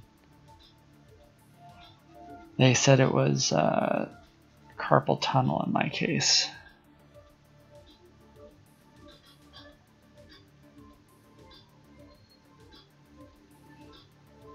And they had me get braces. They wanted me mostly asleep with the braces on.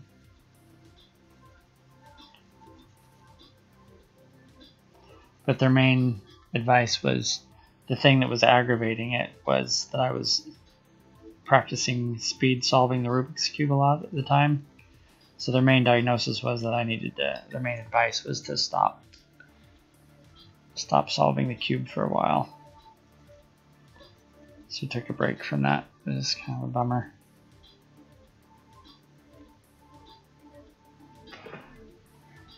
I've had carpal tunnel issues off and on for a long while, so the pressure from this injury wasn't that unusual considering. But it's never been this bad for this long, so I'm happy the doc is seeing it tomorrow. Yeah, I hope they can do something for you.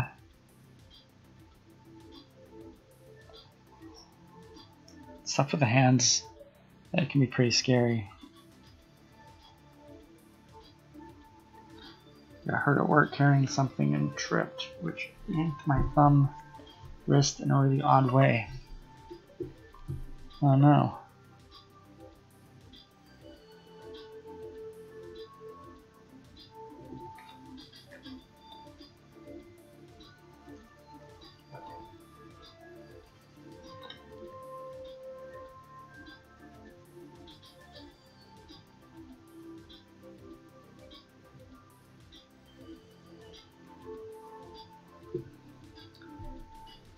It's annoying being right-handed and not having full function of my right hand. Oh, yeah, that's the worst.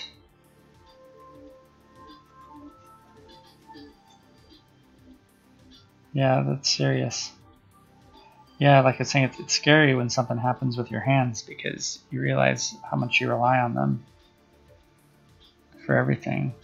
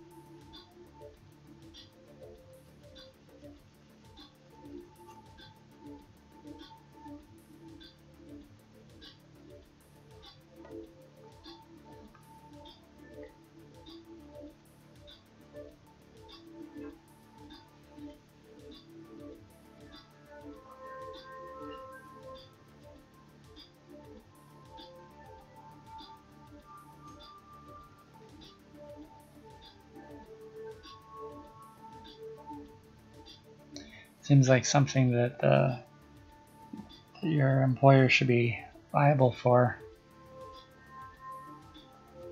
And I guess they probably provide the insurance to get it taken care of, but it's really unfortunate to experience an injury on the job.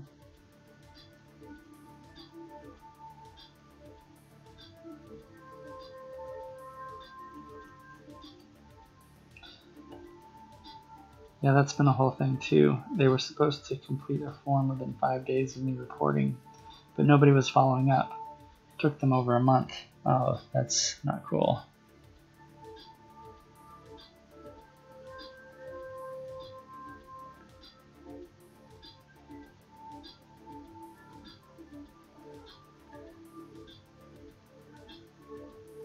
That's surprising how that's the sort of thing you think that they'd want to be on top of. It's been a headache. Yeah. I'm missing, oh, there's the line I'm looking for down here. Okay, so this is, I hope it clears up for you, especially just the pain and the, that they figure out what's going on exactly.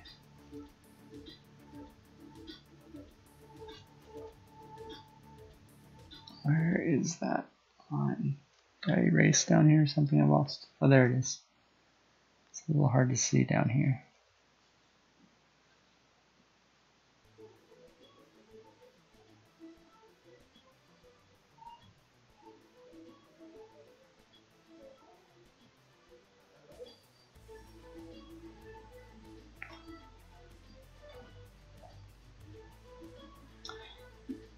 I think they're just incompetent. It's a very, very small business.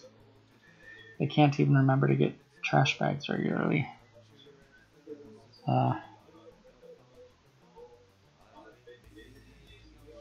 You'd think I would think in a smaller business that it'd be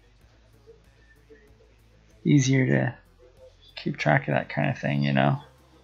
Like how much do they have to worry about? Like a large corporation, I understand how people, you know, like it seems like incompetence kind of gets amplified in numbers, you know, like the more people are involved, even if you have a lot of really smart people, the difficulty of executing a good strategy or people behaving intelligently in numbers is a lot harder. You'd think they'd care more about the people who are such a significant portion of their existence. I mean, that's what I'm saying. It's like you're a larger proportion of their organization, so it should be a much bigger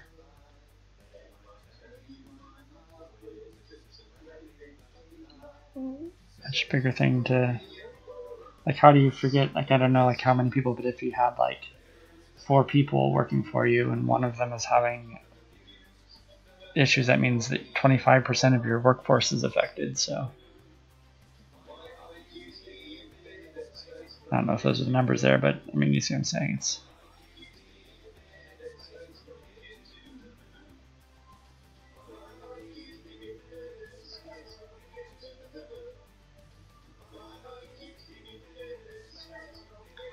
This is a strange song.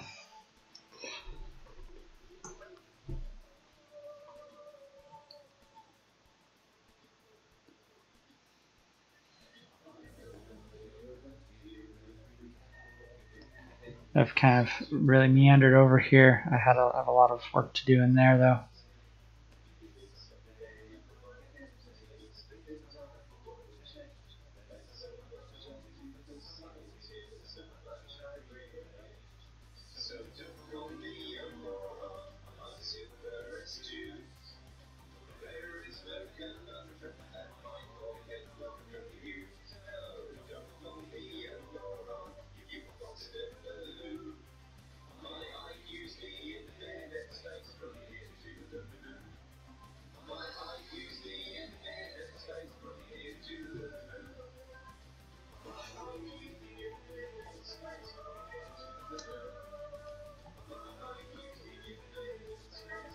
Oh, you're right.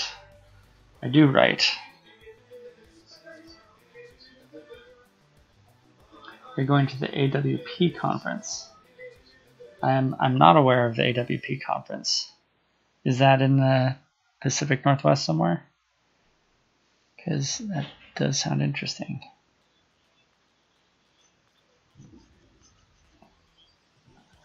in Portland this year. It's at the end of March. Huh. You have to, if you post the link, I'll check it out. You could actually post it in the, if you post it in my Discord, I could check it out from there, or be able to go back to it.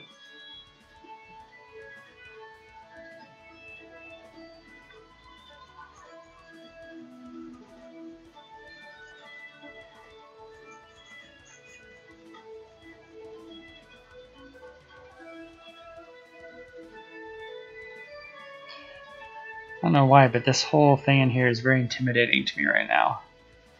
I'm feeling like tickets are pretty expensive at this point. But there are tons of off-site and after-hour events that are worth the trip if you're close enough. Yeah, it's still a bit of a, so I'm in Seattle, so it's still a bit of a haul to get to Portland, but I do go down to Centralia sometimes, so it wouldn't be as far from there. But the tricky part is having someone to watch my kids while I go.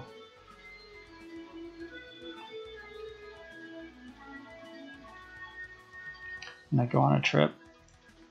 I had a trip to Virginia a few months ago as part of work, and I was able to get someone to watch the kids and stuff, but it was a pretty big deal. It was harder than I'd been before.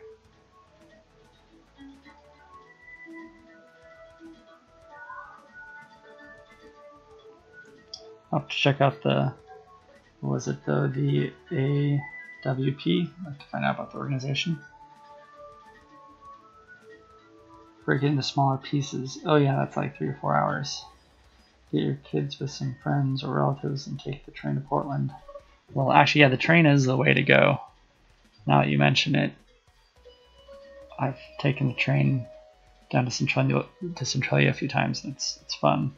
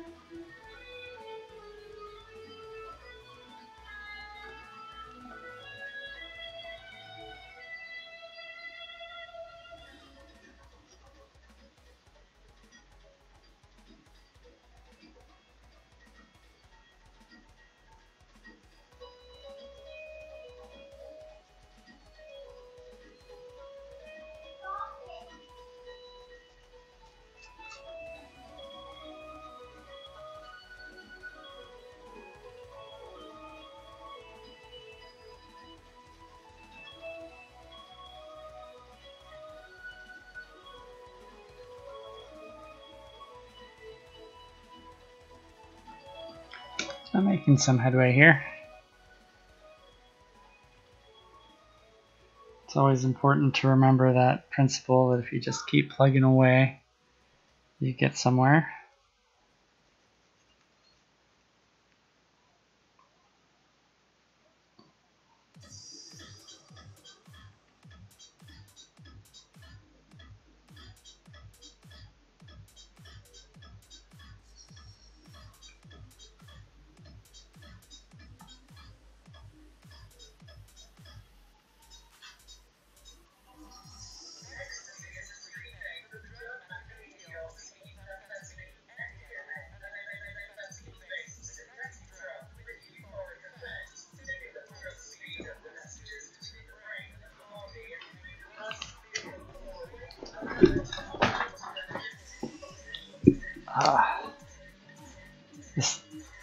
this chair. I need to like lean back into it so my back doesn't get so sore from hunching over. I'm not going to last very long here.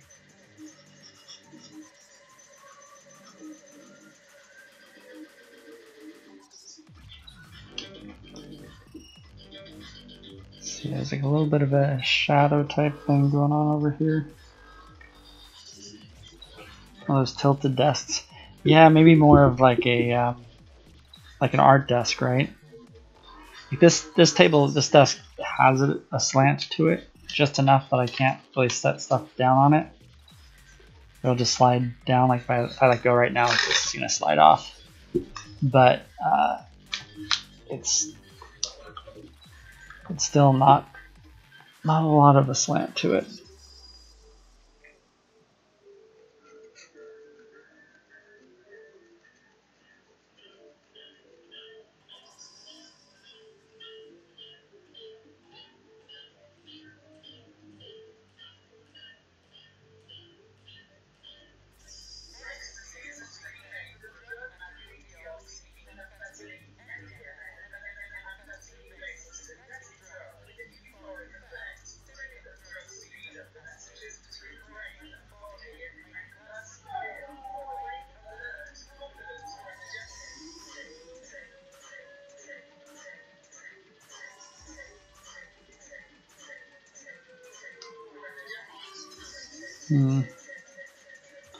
Seems like I got the edge here a little off.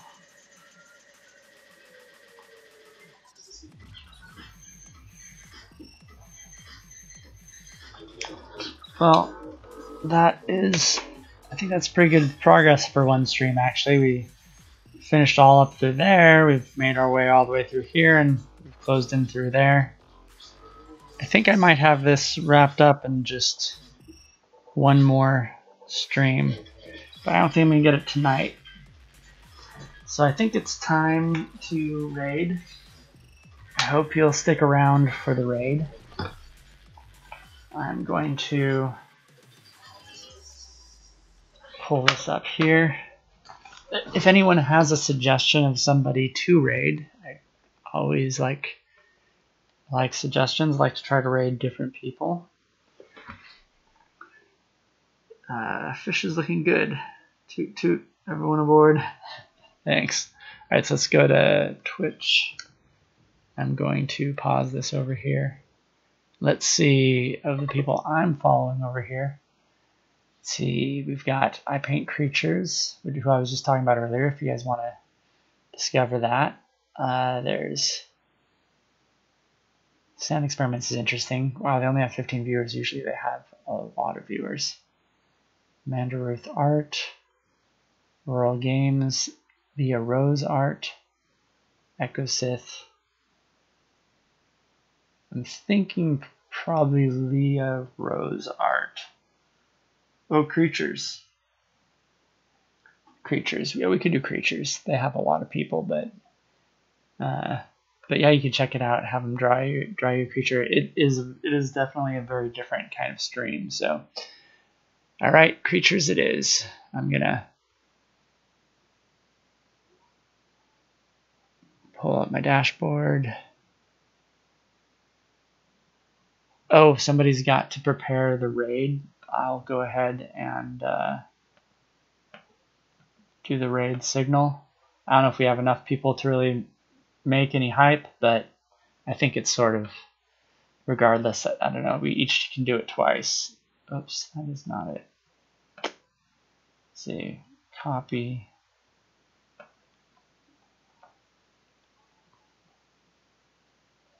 It doesn't. Okay, I just need to. I have to use this one here. Activity feed. It's too quiet. No, that's not it. Chat. There we go. In the chat. Let's see.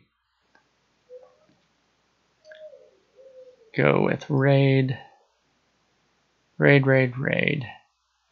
And then subcreation, radiation. And then raid.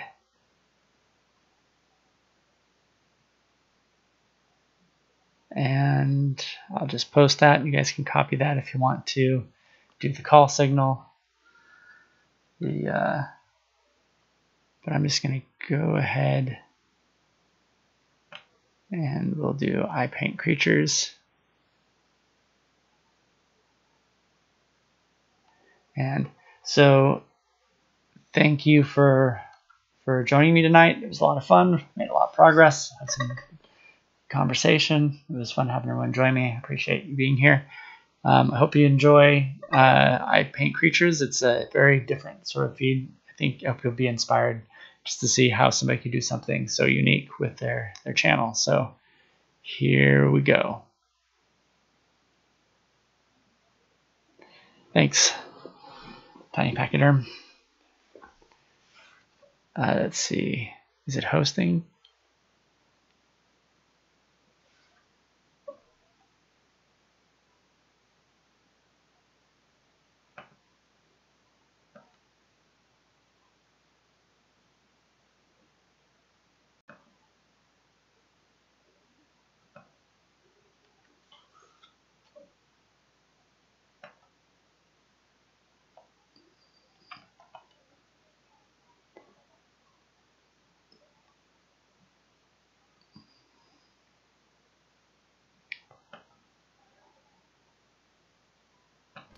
They shot the commercial themselves. Well, you guys are the boss. Farmers is filmmakers. Call us crazy, but it's working.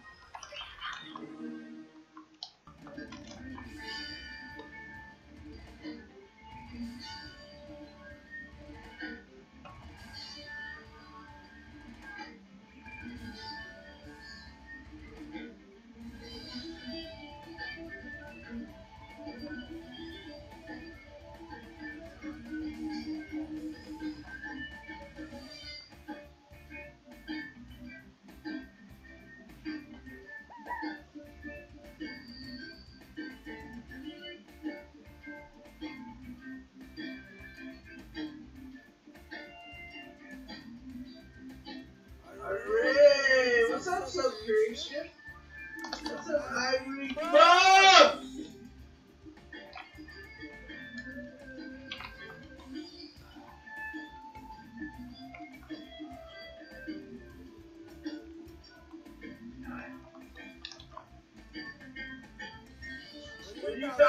What are you about, Subcreation? What do you do? What's your stream about?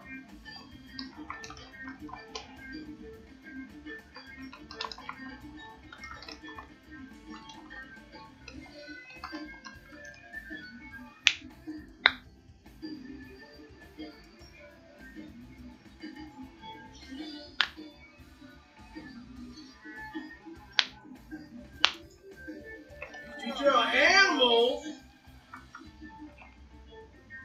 You know how to make subs? You know how to create subs?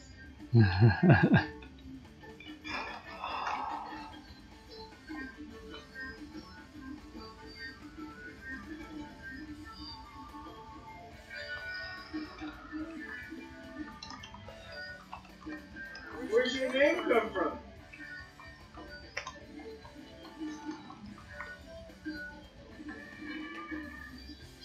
You gotta give me a follow. You're probably badass. You badass?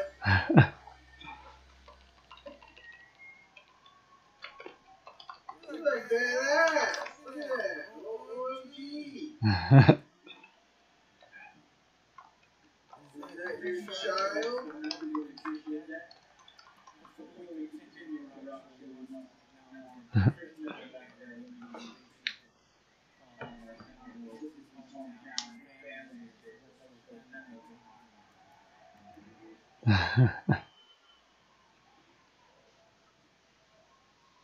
Oh my god, you look badass! Yeah,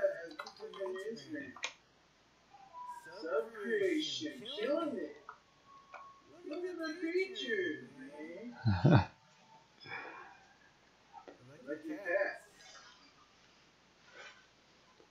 What is that? Is that your cat? What is that? Oh, the Martin? Man!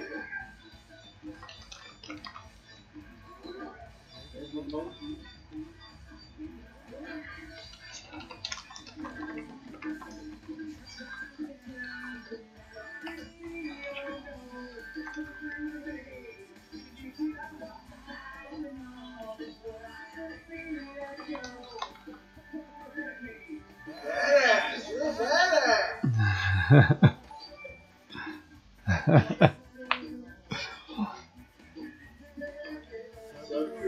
badass. That was wonderful.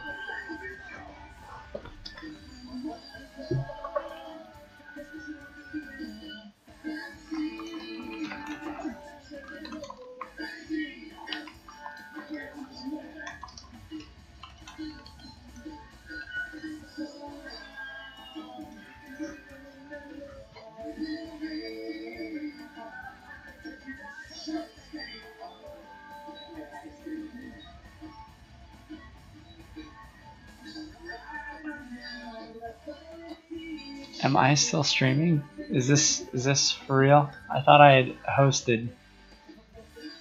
Oh, that would. Subcreation.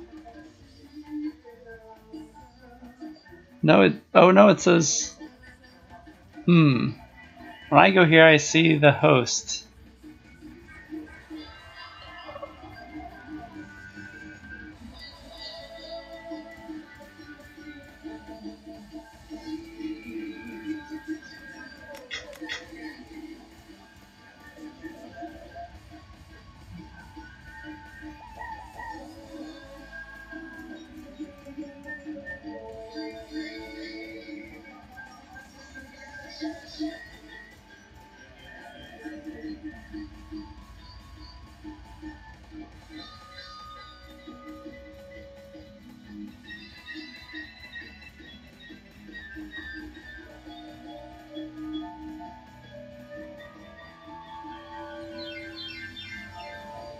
Wait, you still see me? I'm seeing I paint creatures. But you know, I never saw the raid alert, so obviously I did something wrong.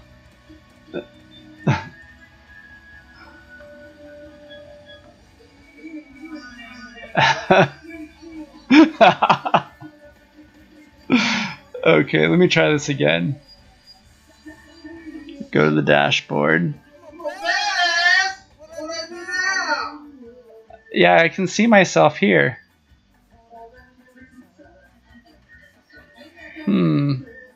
I don't know how to fix this. I guess all I can do is end my stream here, so. Alright, well thanks for hanging out.